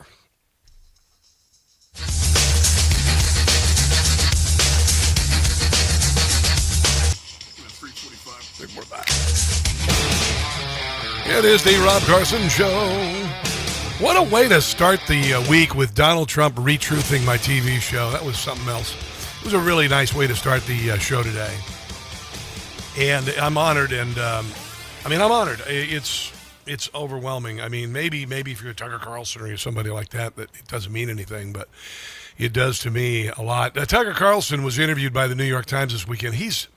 I don't know what it is, guys, about Tucker Carlson, Megyn Kelly, Candace Owens, Alex Jones. I don't know if they're just not grounded people, that you could change your viewpoint to become so radically off unhinged and whatnot. I don't know. They haven't lived in poverty like I have or you have, maybe to some degree, or lower middle class had to struggle and all of this stuff. But here is Tucker Carlson being called out and when he for calling Donald Trump the Antichrist. That's how bad Tucker Carlson's gotten, by the way, and it's really, really bad. I mean, he's unlistenable. And as far as I'm concerned, I'm glad to see the MAGA movement shed people like these, and we'll add the Democrats who want to leave their party and come over, because there's light on this the end of this tunnel. You've been talking on your show about whether Trump is the Antichrist. I have not said that. On your show, the day after Easter, you noted he did not put his hand on the Bible during his swearing-in ceremony as president. You said, and I'm quoting, maybe he didn't put his hand on the Bible because he affirmatively rejects what's inside that book. No, he doesn't. And then on a recent show, you went further, saying, here's a leader who's mocking the gods of his ancestors, mocking the God of gods, and exalting himself above them. Could this be the Antichrist? I actually did not say, could this be the Antichrist? Listen. Here's a leader who's mocking the gods of his ancestors, mocking the God of gods, and exalting himself above them. Could this be the Antichrist? Well, there he goes. Who knows? He said it. I don't know where that comes from, but I know that those words never left my lips. Oh, they did. We just heard them. I'm not sure I fully understand what the Antichrist is. If there's just one, I actually tried to understand it. I may have said some are asking that. I'm not weighing in on that because I wonder if the Antichrist is a movement. Right? Maybe that's what we're witnessing.